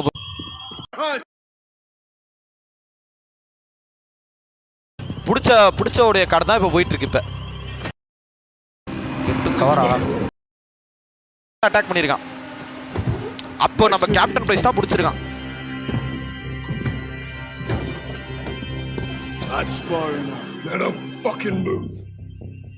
பண்ணன்னு வச்சுக்க மண்டை செதுறிடும். நீங்க வந்து பயந்துருக்கீங்க captain. வாய முடுறா. நம்மள பார்த்து பயப்படுறியான்னு கேட்டிருக்கான் மத்தியா. கேப்டனை பார்த்து நீ பயந்துட்டேன்றான் மத்தியா. அவன் எறா மீசடா. மீச பெருசா இருந்தா இந்த மாதிரி வரலாம் பண்ணுவாங்க. அவனெல்லாம் அப்பயே சுட்டு தள்ளிடணும்யா. இவனை கொண்டு போய் ஜெயில போடுறேன்னு போட்டு அவன் திரும்பி வந்து பிளேனை பிளாஸ்ட் பண்ணி 2 மிசைல் அடிச்சு பல பேர் உயிரை வாங்கிட்டான். அவனை க்ளோஸா வச்சுக்க. ஓகே, நாங்க வந்து மேக்ரோ புடிச்சிட்டோம். எக்ஸ்ட்ராக்ஷன் பாயிண்ட்க்கு வந்துகிட்டு இருக்கோம். ரைட்டா டேய், ரைட்டா டேய், வாடா இவனை நம்ம தான் அப்புறம் கைது பண்ணி கூட்டு போனோம். வாடா அட்டா முடிக்கிட்டு கிளியர். ஓகே, நம்மள வந்து கேப்டன் பிரைஸ் தான் இப்போ வந்து ப்ரொடெக்ட் கொடுக்க போறாரு போல. இவனை நம்ம பாத்துக்கணும் போல. Hit mark macro to make him follow captain Price. போடா முன்னாடி போடா. போட்டுருவேன். ஐயால போடா போடான்ற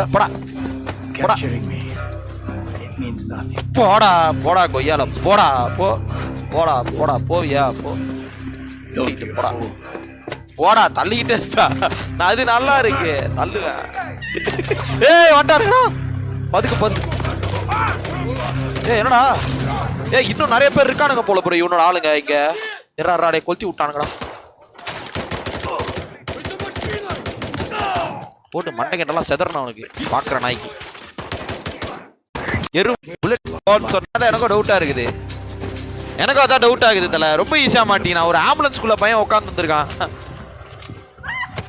ஏகா ஓட பாத்து போகா, பொறுமையா போகா, யாரும் இல்லக்கா. மேக் ரீப்ளேசபிள் தான். ஏன் நான் போனா இன்னொருத்த வருவான் அப்படின்றான் ப்ரோ. போடா டே, ஸ்லீப்பர் செல் மாதிரியே பேசின்னு இருக்குது. போ, நீ வந்து சோல்ஜர் கிடையாதுடா, நீ வந்து ஒரு மான்ஸ்டர்ரா. நீ தாண்டா பண்ண, நாங்க பண்ணலடா. யாருமே இன்னோசென்ட் கிடையாது ப்ரோ. ஏன் ப்ரோ அப்படி ஞானி மாதிரியே பேசுறானுங்க இவனுங்கெல்லாம்? ஞானி மாதிரியே பேசுறானுங்க ப்ரோ இவனுங்க. போடா கிட்ட போ, ஞானி பண்ணாடா போடா. ஓ பண்றதெல்லாம் வந்துட்டு யாரும் நல்லவே இல்லை, அவன் எல்லாரும் கெட்டவங்க தான். இந்த உலகம் மோசமான உலகம். அதெல்லாம் எத்தனை பேர்கிட்டா கேட்கறது? போங்கடா சும்மா எதையாச்சும் சொல்லிட்டு இருக்கிற புள்ளியில வாழ்ந்துக்கிட்டு போ. சுற்றுவேன் படிப்படா. ஓ எப்ப பாரு ஞானி மாதிரி பேச ஆரம்பிச்சிடறானுங்க ப்ரோ. நீ மட்டும் பதுங்கிட்டா கேப்டன் நல்லாவே இருக்க மாட்டியா நீ? ஓ பின்னாடி பக்கம் அட்டாக் பண்ணிருக்கானுங்களா? சாவுங்கடா, நேடு போட்டிருக்க. In the ₹9 workshop that you're providing, what all do you cover? In ₹9, you learn how to auto. என்ன ப்ரோவா மேக்ரோ தான் ப்ரோ பிடிச்சிருந்துச்சு. இதுல இருக்குது ப்ரோ. இப்போ இந்த நாயை கூப்பிட்டுக்கிட்டு நான் அப்படியே அங்க போனோம். கிளியர் யுவர் பாத்து. வாடா டேய் ப்ரோ. இப்போ இவனை கூப்பிட்டுக்கிட்டு அந்த எக்ஸ்ட்ராக்ஷன் பாயிண்ட் போனோம் ப்ரோ. இதான் நம்ம ஆளுங்க ரைடர் 11 அங்க போனோம். உள்ள என்ன இருக்கு? அம்மா எல்லாருமே ஜெகர்நாதனா இருக்கானுங்கடா. ஆர்மர்லாம் போட்டிருக்கானுங்கடா. ஆர்மர் தட்டுகள் போட்டிருக்கானுங்க. ஆர்மர் தட்டுகள் என்னோட அச்சிகோ. ஆனா எப்போ வருவானுங்கன்னே தெரியாது. 50 பிளட் எப்பவுமே எனக்கு ஃபுல்லா இருக்கணும். இங்கதான் இருக்கான்னு நினைக்கிறேன். போடா வெளில போ. பொறுமையா போலாம். ஏன்னா அவனுங்க நிறைய பேர் இருக்கிறானுங்க. மேல இருந்து அவன் கவர் ஃபைட் கொடுத்து தான் இருக்கான். நமக்கு பிரச்சனை இல்ல. வரான்.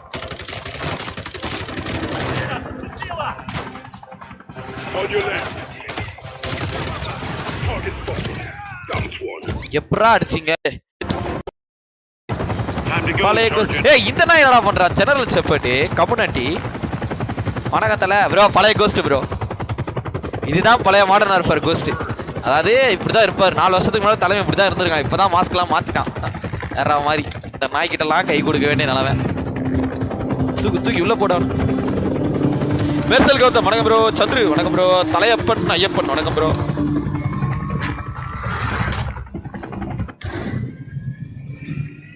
பழைய கோஸ்ட் ப்ரோ. பிசினஸ் 5 போடுங்க ப்ரோ. தெரியாது ப்ரோ. மோகன் வசீகரன் அப்படி ஒரு கேம் இருக்கு தெரியாது bro. Sorry bro. Prashanth hi bro. வணக்கம் bro. SD media in Tamil hi bro. Are we on first name basis? முடிச்சிட்டானுங்க. Amazing. You're all dumber than you look. Okay, நீங்க எல்லாம் பார்க்கிறது ரொம்ப கேவலமா இருக்கீங்கடா நீங்க நினைக்கிறத விட. What time is it? What the என்ன hell? டைம் இது Care டைமா what எதுக்கு time time it is? Timing is bro ஏதோ பண்ணிருக்கான் ப்ரோ டைம் தான் எல்லாமே ஜெனரல் Remember this moment ஏன்னா நீங்க எல்லாரும் இந்த மொமெண்ட் ஞாபகம் வச்சுக்க போறீங்க more fondly than others. Bro ஏதோ பிளான் பண்ணிருக்கான் ப்ரோ இவன் வெடிக்குதுடா ஏதோ அட பாவத்தை ப்ரோ மொத்தமா வெடிச்சிச்சு ப்ரோ ஏர்போர்ட் அட்ரா அவனை அடிச்சு சொருவிடா அவனை ப்ரோ அவன் எல்லா பிளானும் பட்டு தான் ப்ரோ மாட்டிருக்கான் எல்லாமே எல்லாத்தையும் முடிச்சுட்டு தான் அவன் மாட்டிருக்கான் நம்ம கிட்ட அவனுக்கு நமக்கு தேவடா இவன் நம்ம கஸ்டடி எடுத்து இவனை வந்து நம்ம விசாரிக்கணும்டா அப்படிங்கிறான் ஆனா சோப் என்ன நினைக்கிறானா இவனை போட்டு தள்ளுறதா தான் யோசிக்கிறான்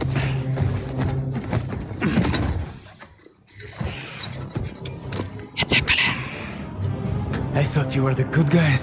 நான் வந்து உங்களை நல்லவங்க Don't நினைச்சேன் rot in hell for this. You'll die in the gulag with a general Seifert தல இது அவன் தான் பாக்குறதுக்கு அப்படி இருக்கான் பேய் மாதிரி இருக்கான் bro Seeing you again, McTavish. நான் திரும்பியும் பாப்பேன் மேக்டாவிஸ் I promise. சத்தியமா சொல்றேன் ப்ரோ இது பர்சனல் ரிவெஞ்சும் கூட ப்ரோ இவனுங்களுக்கு இவன் மேக்ரோ வந்து வெளியே வந்ததுக்கு ரெண்டு ரீசன் ஒன்னு வந்து அமெரிக்கா காலி பண்ணோம் இன்னொன்னு வந்து இந்த குரூப் ஒழிக்கணும் அதுக்கு தான் வந்திருக்கான் இப்ப இருக்க கோஸ்ட் தலைவன் மாஸ்க் எல்லாம் மாத்திட்டான் 4 வருஷத்துல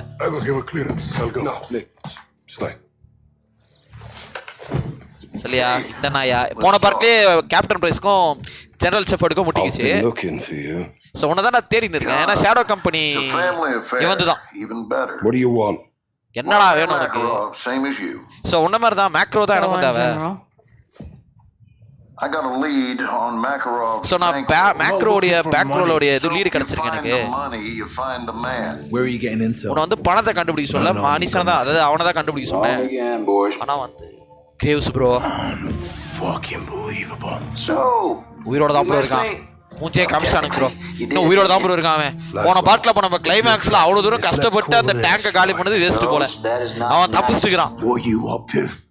ஏன்னா போன பாட்டோட கிளைமேக்ஸே இவனை கொல்றது தான் அந்த ரைட் சைடுல ஒருத்தர் நின்று இருக்கான்ல கிரேவ்ஸ்னு அவனை கொல்றது தான்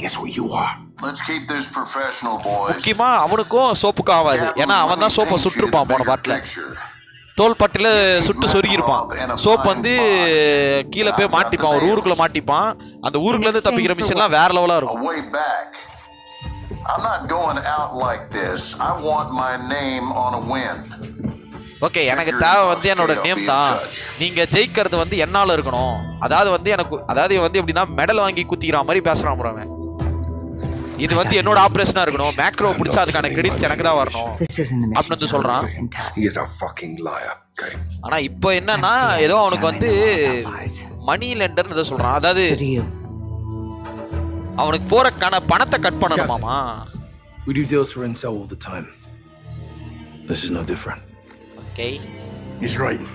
இல்ல யாரு சாவ அதான் எனக்கும் தெரியல தல யாரு சாவ போறாங்கன்னே தெரியல ப்ரோ கார்த்திகேயன் ஹாய் ப்ரோ வணக்கம் ப்ரோ எனக்கு பீஃப் வேணும் மோன வசிக்கிறேன் தப்பான ஏரியா வந்துட்ட தம்பி You watch your back. So உங்க பின்னாடி நீங்க எப்பவுமே பாத்துக்கோங்க கண்டிப்பா கோஸ்டி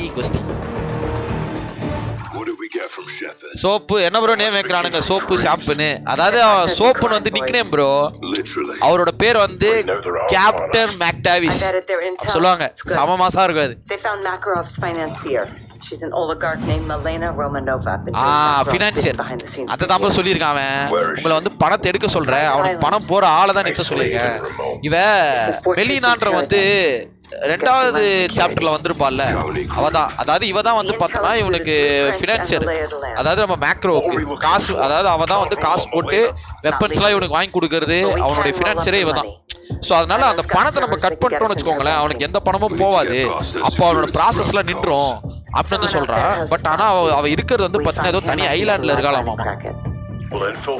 சோ அத போய் நம்ம கிராக் பண்ணோம்னா தனியா வந்து ஒரு இது வேணும் ஒரு ஸ்டெல்த் மீட்டரா தான் போணும்ன்ற மாதிரி சொல்றாவ ஸ்டெல்த் மிஷினா போணும் ப்ரோ கோஸ்ட்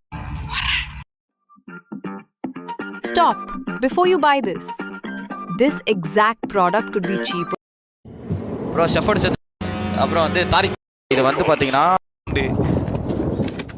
ப்ரோ இது ஏதோ மலை போல தலைவரே மலை ஒருத்தர் இருக்கான் இதுதான் ஸ்னைப்பர் கொடுத்தானுங்க போல அந்த ஸ்னைப்பர் எடுத்து டப்பு நிறைய போட்டுருமா டப்புன்னு இருங்க எல்லாரையும் மார்க் பண்ணிடுவோம் ஃபர்ஸ்ட் அங்கே ஒரு ஜோபி அப்புறம் ஐயோ நிறைய இருக்கே அங்க ஒரு ஜோபி, அங்க ஒரு ஜோபி, இங்க ஒரு ஜோபி. டேய் என்னடா மார்க் வந்துட்டே இருக்கீங்க, இவ்வளவு பேரை தாண்டி நான் அப்புறம் வருது. இங்க ஒரு 2 பேரு, அப்புறம் இங்க ஒரு ஜோபி, இங்க ஒரு ஜோபி, இன்னைக்கு ஜோபி தான். அப்புறம் அங்க ஒரு ஜோபி. இந்த ஜோபி நான் ஆல்ரெடி மார்க் பண்ணிட்டேன். எப்பா எவ்வளோ பெரிய ஐலண்ட். அங்க போடுறா, இந்த வீட்டில் தான் கைஸ் இருக்கா, இந்த பென்ட் ஹவுஸ்ல தான் இருக்கா. இப்போ நம்ம அங்க போனோம்னா ப்ரோ மார்க் மட்டும் பண்ணி வச்சிருக்கிறேன் ப்ரோ. இவ்வளோ பேரை நான் என்ன பண்ண போறேனே தெரியல ப்ரோ. ஸ்னைப்பர் எடுத்துட வேண்டியதுதான். ஆட்டத்தை கவனி இனிமேல. நெக்ஸ்ட் ஹாரர் கேம் என்ன போ? ஹாரர் கேம்லாம் முடிஞ்சிருச்சு பாவா, ரொம்ப லேட்டு பாவா. நீங்க இதே பையனா இருந்தா செக்யூரிட்டி கொடுத்துருக்க மாட்டானுங்க. தெரிஞ்ச விஷயம் தானே தல. எந்த பையனுக்கு செக்யூரிட்டி கொடுத்துருக்கீங்க? பிசி ரேம் என்ன bro? PC RAM 16 GB RAM bro. மேக்ரோக்குள்ள பீஸ்ட் இன்சைடு அவன் கிடக்குறான். ஜோயினிங் அவனை போட்டே ஆகணும் நீ. ஓ ப்ரோ மீட்டர்ஸ்லாம் காமிக்குது ப்ரோ. நம்ம எவ்வளோ தூரம் குறி வைக்கிறோன்ட்டு 140 மீட்டர் ஆமா அது. பாக்குறாங்க. ஏய் ஏய் எப்படா பாத்தீங்க? ஆட்டம் கொய்யால டே கன் எடுத்து நீட்டினதுக்கே தப்பா ப்ரோ. ப்ரோ ப்ரோ ப்ரோ மாட்டிட்டு ப்ரோ. ப்ரோ ஃபுல்லா பூரா பேல பாட்டானு ப்ரோ. ஓலி பாய்ஸா இருக்கிறான் ப்ரோ. ஜோயினிங் அவனை போட்டே ஆகணும் நீ. ஓ ப்ரோ மீட்டர்ஸ்லாம் காமிக்குது ப்ரோ. நம்ம எவ்வளோ தூரம் குறி வைக்கிறோன்ட்டு 140 மீட்டர் ஆமா அது. பாக்குறாங்க. ஏய் ஏய் எப்படா பாத்தீங்க? ப்ரோ கொண்டார போத்திட்டு யாராவது ப்ரோ நின்று இருக்கவே கூடாது ப்ரோ. நம்ம பெரிய தப்பு பண்ணிட்டோம் ப்ரோ. நம்ம நின்று இருக்கவே கூடாது ப்ரோ. நம்ம Pradeep Dinadayal bro thanks for the share bro. நீங்க ஒரு புடி எஸ்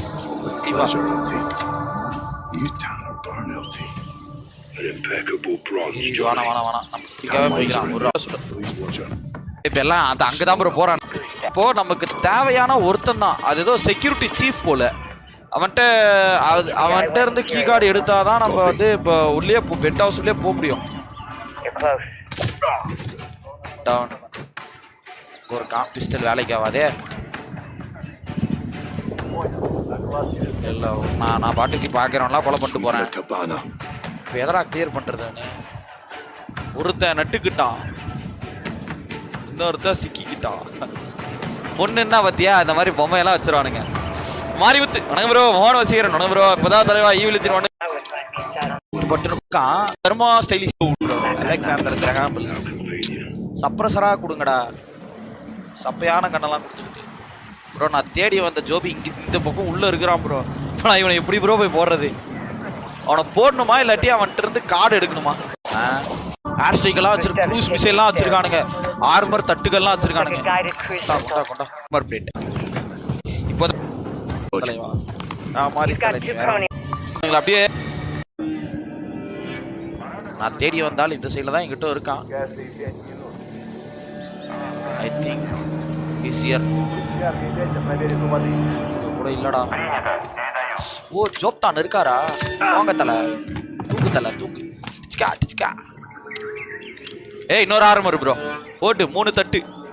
இதுக்கு மேல 3 தட்டு போடுவேன் நான். போடு 3 தட்டு. டேய் ஷார்ட் கன் எவன்டா கேட்டான். சரி ஒருவேளை காம்பட் ஆயிருச்சு அப்படின்னா நம்ம அதை யூஸ் பண்ணிக்கலாம். க்ரூஸ் மிசைல வச்சுக்கலாம். கிளஸ்டர் யூஸ் பண்ணிடலாமா ப்ரோ? அந்த சைட்ல எங்கேயோ இருக்கிறான் ப்ரோ. அவன்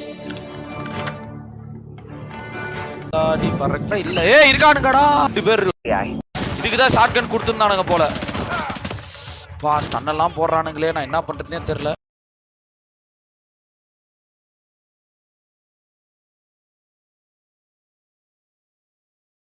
ப்ரோ ஆர்மர்லாம் போட்டிருக்கான் ப்ரோ அவனும். தம்பி நான் அங்கே இல்லை இங்க இருக்கேன். இந்த சிம்டெக்ஸ் சாவு.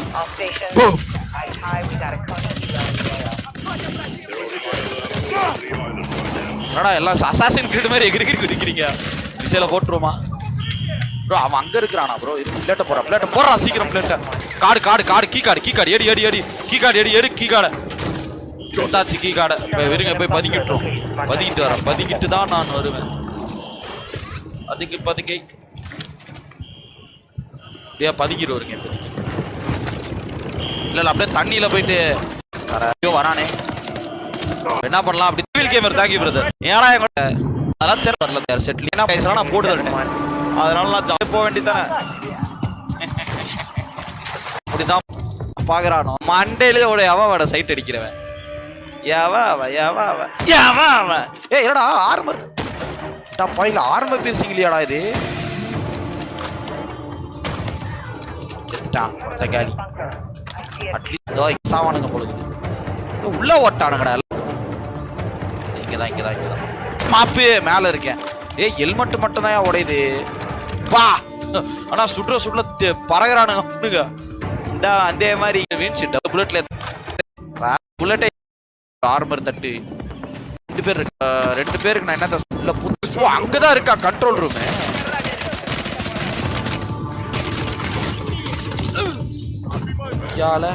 ப்ரோ இவன் ஒருத்தனுக்கு ஒரு மேகசின் ஃபுல்லா யூஸ் பண்ண வேண்டியதா இருக்குது ப்ரோ. எங்க இருக்கான்? இதான் நான் பட்டனு அமுக்குடா அம்மாள் டுமால் திறந்துருச்சா? இன்னும் ஒருத்த வேற வெளியே இருக்கான். யூஸ் FOB கீ அந்த இப்போ எடுத்த காடி நான் இப்போ அங்கதான் யூஸ் பண்ணோம் போல. வெளியே ஒருத்த நாய் சுத்திட்டு இருக்கான். நேட அடிச்சான். இந்த நீயே வச்சுக்கோ. என்னடா போட்டு கேட்ச் அண்ட் கேட்ச் ஆடிக்கிட்டு இருக்கீங்க? என்னடா கேட்ச் அண்ட் கேட்ச் ஆடிக்கிட்டு இருக்கீங்க அப்பா?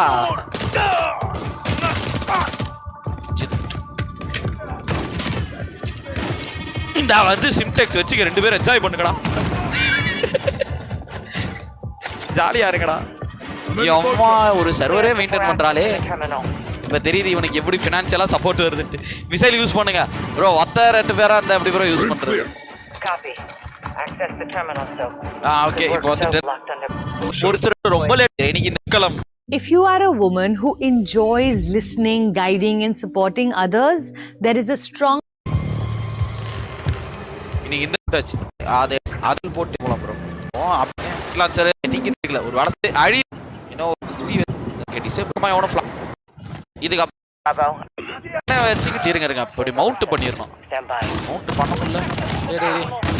போடா இல்லையா போடா. ஷாட்களால முன்னாடி வர பிளேட்டை போடு போட்டு பிளேட்டை. நான் இது ரீலோடு பண்றதுக்கு தான் 2 நாள் ஆகும். பட் மீதிப்படி நல்லா கட்டு வா. ஐயோ தூக்குதுராயப்பா கன். வா சரியான கண்ணு ப்ரோனா. தூக்கி நடக்கிறதே பெருசுதான் போகுது. போறேன் மேலதான் போயிட்டு இருக்கேன். அடங்கு bro security bro. Golden valour bro செமையாகுது. சியா கண்ணு கொடுக்குறீங்க. அக்கிம்போ வாண்டா டேய் ரொம்ப முடிக்கட்டானுங்க. எடி வா ப்ரோ. கோல்டன் வேலர் ப்ரோ செமையாகுது ப்ரோ. செம்தியாகுது கண்ணு. சும்மா கண்ணு வெறியாகுது. வேற மாதிரி இருக்குதுண்ணா இது. என்ன கண்ணுண்ணா இது? வேற மாதிரி இருக்குதுண்ணா. ட்ரோன்ல எனேபிள் பண்ணிட்டான்ல அவனுங்க. அப்படியே போயிடு. மேல தானே போனோம். இன்னும் மேல போகணுமோ? அது வச்சாத்து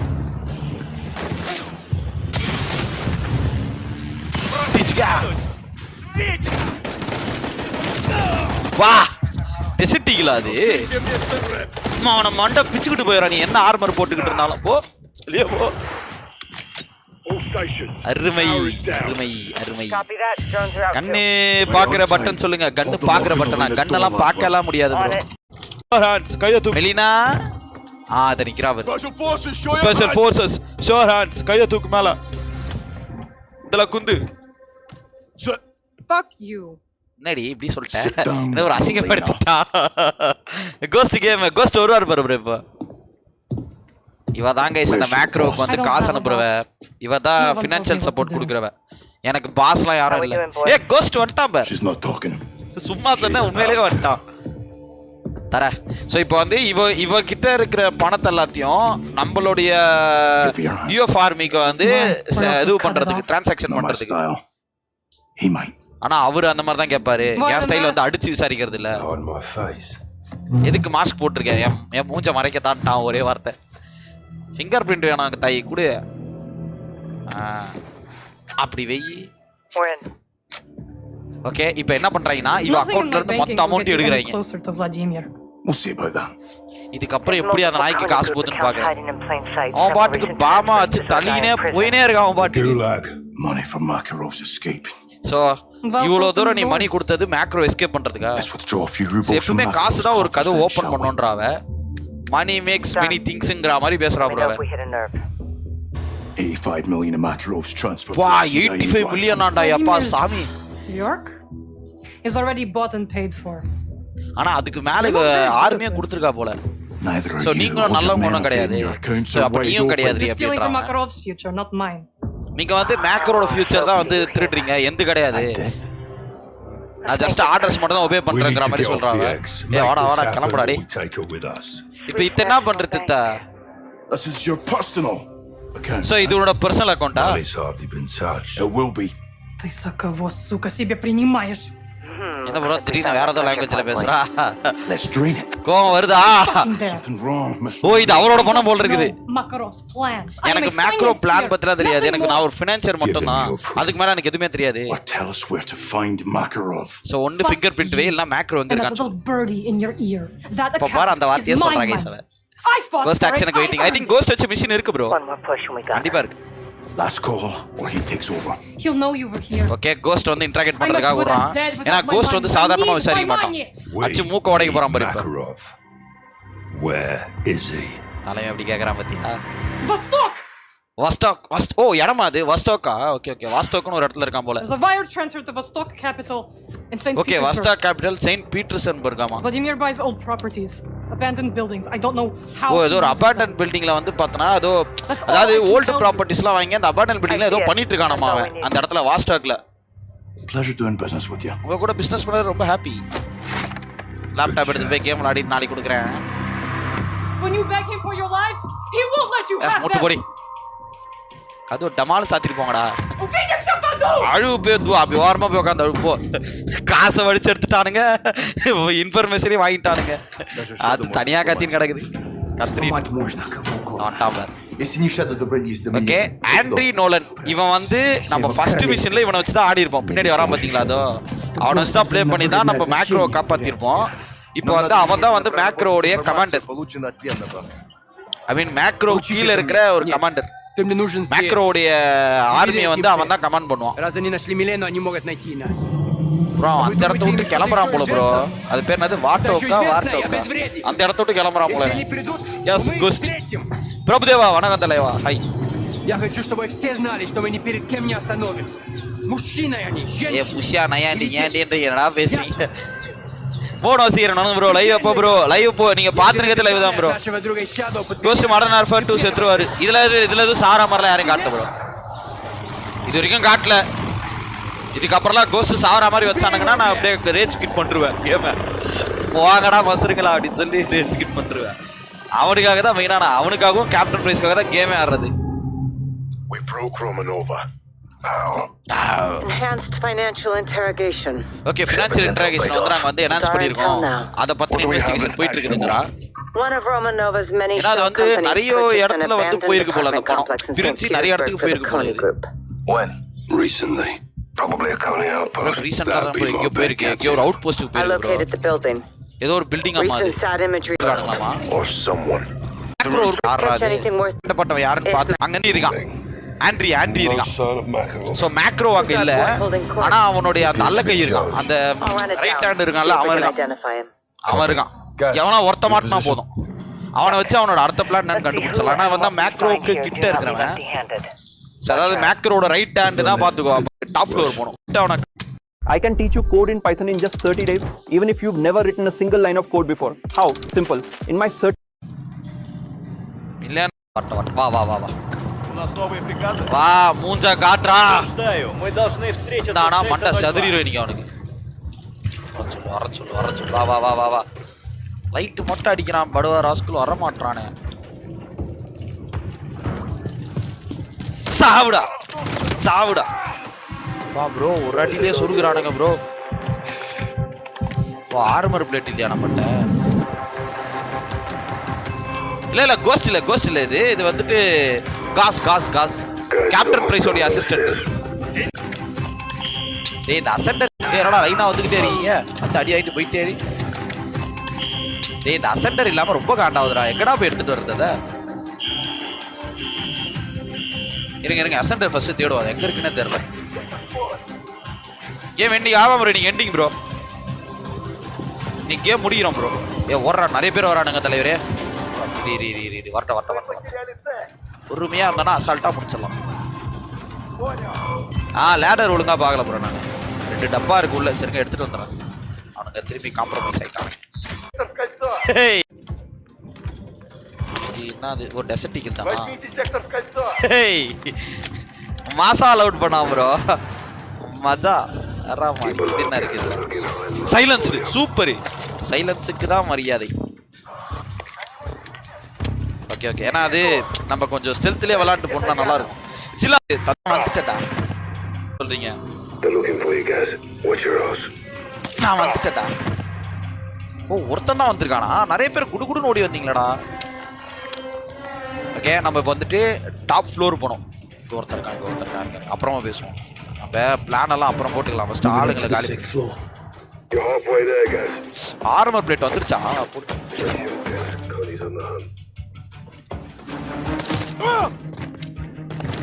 மேல போலாம் என்னடா ட்ரை பண்ணுங்க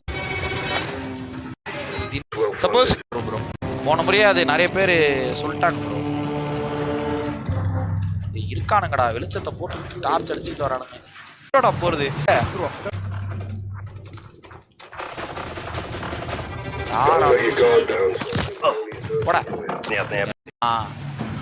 தெரியல இது எந்த ரூட்டுக்கு போய் எப்படி போ இது வந்த இடமோ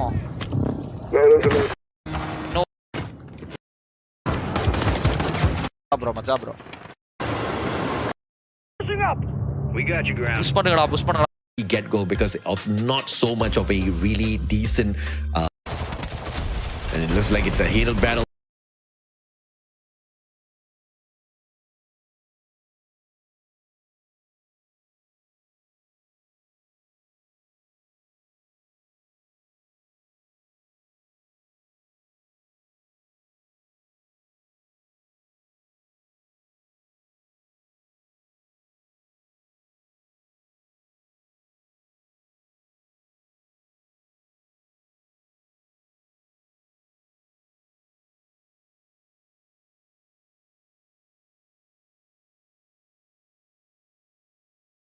In the smokes, Steppy popped in the nick of time here just to reduce a tad bit of the damage that was coming on through for Secret WAG. Doesn't help Shiryu at all, but the counter attack by Secret WAG is perfect. Mink stacked up, has the Drogon in hand, but Dikui's there, and the rest of the squad stepping it up. Tikui and right? I think this quota might be a bit too much. And quota's always too much, man. He needs to be the priority pick for information. That's for sure. No amount of steps that you trace can match up to the Aurora Vision. One's gonna get caught out here. That Moss fairly useless so far. 4-1 on the scoreline. Secret WAG looking for the series point here. As they find the god as well. This is looking perfect. Minx already scanned out. Aurora Vision at its best, and Secret WAG, they know exactly where he is. They just need to get close enough. All the glue walls used up. Still, that does not save him from Tikui. At this in looking like Osha's off them after it gets side.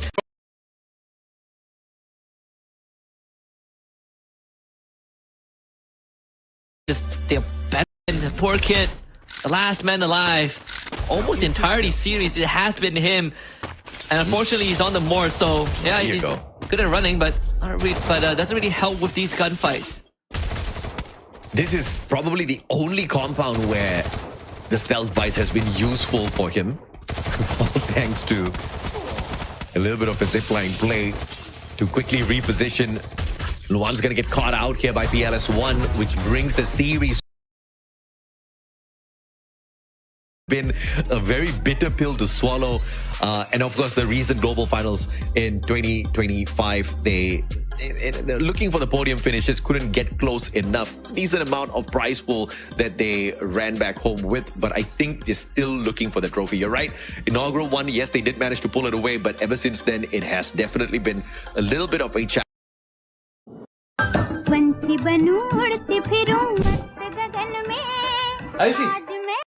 Bro, Shepherd செத்து விட்டா bro. Combo மாசா இருக்கும். General. சொல்லுங்க general. How did you get in here? எப்படி நீ உள்ள வந்த?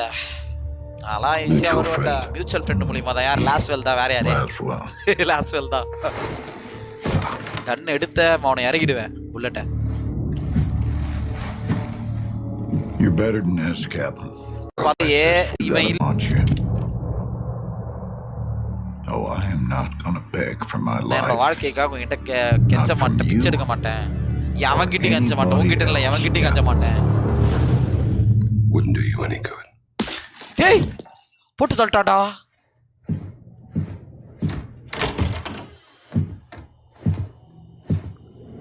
Bro shepherd செத்து போயிட்டான் ப்ரோ. ஏன்னா அவன் போன பார்ட்லயும் துரோகம் பண்ணியிருப்பான். இந்த பார்ட் பெருசா தெரியல, கிளைமேக்ஸ்ல தெரிஞ்சிச்சு. அவனுக்கு சோப்பு மேல மிஷின் தரமா இருந்துச்சு, இந்த மிஷின் தரமா இருந்துச்சு. Sad ending bro. இனிமே இந்த கேம் கிளைமேக்ஸ் கண்டென்ட் லைவ் போடாத. இல்ல அது போட மாட்டேன் தலைவா கோஸ்டி. IPL ப்ரோ இந்த கிளைமேக்ஸ் போட மாட்டேன் ப்ரோ. ட்ராஜன் ஹார்ஸ் போட மாட்டேன். கோரா டேம் கூட போடலாம், நல்லா இருந்துச்சு. ஒருக்கா போடலாம். இந்த ஃப்ராசன் துந்திரா அப்புறம் அதான் ப்ரோ ஒரு 3-4 மிஷின் ப்ரோ. ஃபிளாஷ் பாயிண்ட் 2 3 மொத்தமே 4 மிஷின் தான். 4 மிஷின் தான் கான்டென்ட் லைவுக்கு நல்லா இருக்கும். நைட் லைவ் இருக்கா? வாய்ப்பே இல்லை ப்ரோ. நைட் லைவ் எல்லாம் முடிஞ்சிச்சு ப்ரோ. நேத்தே முடிச்சாச்சு, கேமே முடிச்சாச்சு ப்ரோ நேத்து. Ramkumar bye bro. Macro revenge எடுக்கணும் ப்ரோ. நெக்ஸ்ட் பார்ட்ல கேம் ஃபினிஷ் தான். அதான் ப்ரோ வந்ததுனா கூட வாங்குறது டவுட் தான் ப்ரோ நம்ம. Yo, you kind of late for that, bro. You kind of late. I was like, bro, Shepard செத்து போயிட்டான் bro. I know that any 成绩好了，其实大家心态都会比较放松。对，成绩比较差的话呢，的压制，而且没有人。我们只需要等待一个好圈了。阶段期，而且还有一个小的隐患，就是 Lamtrix 那个位置一直没露过声音的。我感觉应该问题不大吧？以这种级别的赛事来看的话，越到决赛圈了，小嘴巴闭起来，我们静看天霸的发挥。我觉得一个职业选手在这个局面之下要有纪律性啊，要有这种纪律性都没有的话，不可能走到这个世界赛的小组赛啊。而这场比赛的话 ，UF 在前面啊遭受到重创之后呢，还在持续的拿分，这就是 PMGO 前3甲的实力，没错。而 INF 这边啊也打得足够的隐忍，队友是不断的倒地，但我觉得现在他们最缺少的应该就是一个完整血量的头盔吧。每个人的头全都红了，卓越级别的 INF 现在是上山容易下山难啊，没错。对 DK 来说的话，自己还是有一点点缺点可待的，和 INF 差不多，他就是控边呗，极致的控不了的话就混一点排名分。拉乌夫，你这不可能走得掉吧？就看分能不能被天霸吃掉。继续穿啊！最终是 EA Morman 拿下了这一分。是被 AKM 吗？哎呦，你这好，现在他连甲都没了啊 ，Lee Boy 也没甲了，你这何必呢？拿个这么差的枪，本身自己的头甲就不行。这也是没办法的办法。他想要进圈的话 ，DK 那边他也得想办法。而趁着这一次扶人的机会 ，DK 全员入水 ，Nobu 这一游，我的天哪，还能这么玩吗 ？DK 脑袋是真灵活呀 ！DK 很早就已经就 Nobu 啊，很早就贴过来了。然后这边刷圈之后，天霸觉得没圈了，这种纪律性一定是做好的。来清独狼 ，Lamtrix 直接被清掉了，而且能够补充一波物资。现在距离安全区只有1步之遥了，前方可以利用的有效掩体并不多，但是同样不在圈的队伍也有啊。你看EA。我们可以大胆的猜测一下他的进攻方向，他肯定是往玻璃房那边打，就 UF 那一侧。他无论是打玻璃房还是打炮楼，对于咱们天霸来说都是有一些进圈的 timing 点。你现在对于天霸来说就是左右两边的选择嘛。对，选右边的话就是打劝架，而且面积更大。选左边你吃分的上限其实不高的，封烟了。这个烟路是不是信号弹？对于天霸来说，它是不是信号弹？反正是一个起步烟，看一会儿往哪儿起了。EA 这边。烟一起，然后直接想要去拿炮楼，应该是控炮楼和沙滩。那这样的话，天霸的机会就变小，对，不多了。因为 EA 你看啊，3个人靠过去之后呢 ，Joker 还在后面。怎么魔男又来了？那这样的话，天霸的机会又大了。但是 DK 这边的话被天霸放倒一人，天霸此时此刻还没有决定好自己的进攻方向。但 UF 这边如果说能够奋力的掰倒，甚至是淘汰 EA 1到2人的话。这对于天霸来说是一个绝好的机会。八脸哥，你能做到吗？哦哟，被烧到了，顶着他做不到了。他怎么？这个怎么感觉火是瞬伤啊？一下子伤害好高，哇！一颗雷直接被完美解决。那我觉得天霸只剩下去打 DK 这一条路了。那只能是这么打，只能打 DK 了，这么打了。开车，哇，不是。哎呀，吓我一跳！因为我看他这台车过来的时候，只有一个队友架的枪。没有，是3个人在架。没有，2个人是在围墙后面，在那个架 F。因为 LGD 本身在这个圈之前是从西边走嘛，是西边往东边进，就要越过那座高山。那我来到高山观察。 Best of executions out there on the battlefield. But Secret WAG has upped the ante a tad bit. My expectations are raised. I want to see what more they can do within this grouping. Yeah, Tigre said, right, this is the... They were expected to win, or they... Win, or they... ABCD didn't really had the best... By far with the knock. Headshot, Apex found as well by name. He has upped the ante a tad bit. My expectations are raised. I want to see what more they can do within this grouping. Yeah, Tigre said, right, this is the... They were expected to win, or they...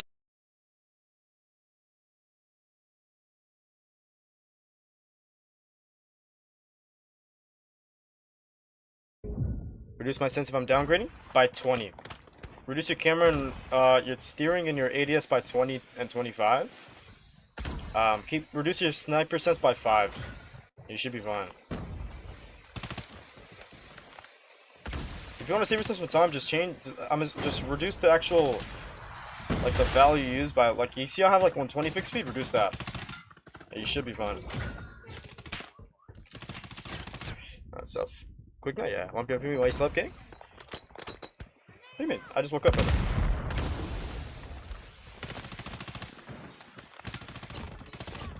Woke up a bit early today, bro. 1B. Put him off B.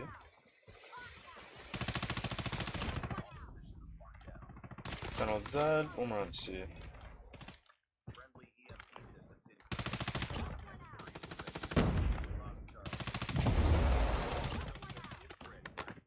Up on the C. I think bro spawned right there, you know what? Tough. Sense after? 120 fixed speed. Camera frame about the same. I can buy S2 not released global. AliExpress, a Chinese distributor and website. That's also where I bought my OnePlus Chinese edition. Val, so good on high ping? I think it's pretty ass, bro. I'm not gonna lie. I don't think it's that good. I think what's it called is better on this ping. Switchblade.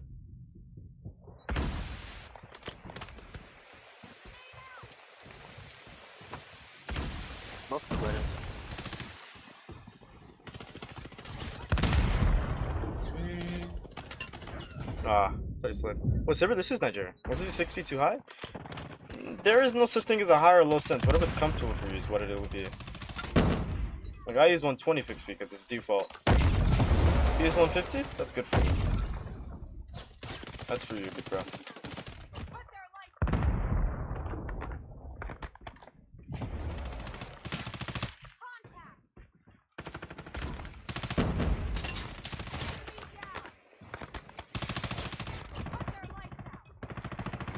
Could be beeping though. Mythic Odin coming? Not sure. QXL meta? It's alright.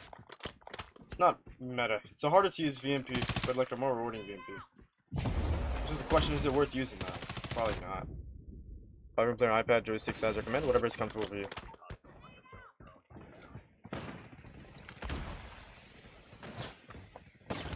Can't recommend something like that, because that's, you have to find that. That's mine today? If I can, hell yeah. I know sometimes they don't sponsor me, I'll definitely buy it. Alright, good games. Let's go. Good games, boys. Nice. Mythic X9? I don't have Mythic X9, bro. Why do you have to hip fire? Why do you have to hip fire? It's not an SMG? Because I'm in close range and because I want to hip fire. Nothing wrong with hip firing than AR. VMP bell attachments, I got you. New gun has a place in the current minute. The Hurricane? It's essentially a QQ10 with a bigger max, but it's both. My own equalizer settings.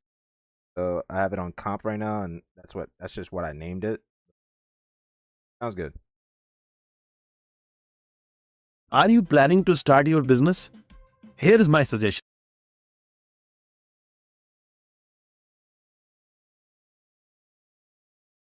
Brings 3 rising stars to the fight, ready to turn FFCM 2026 into their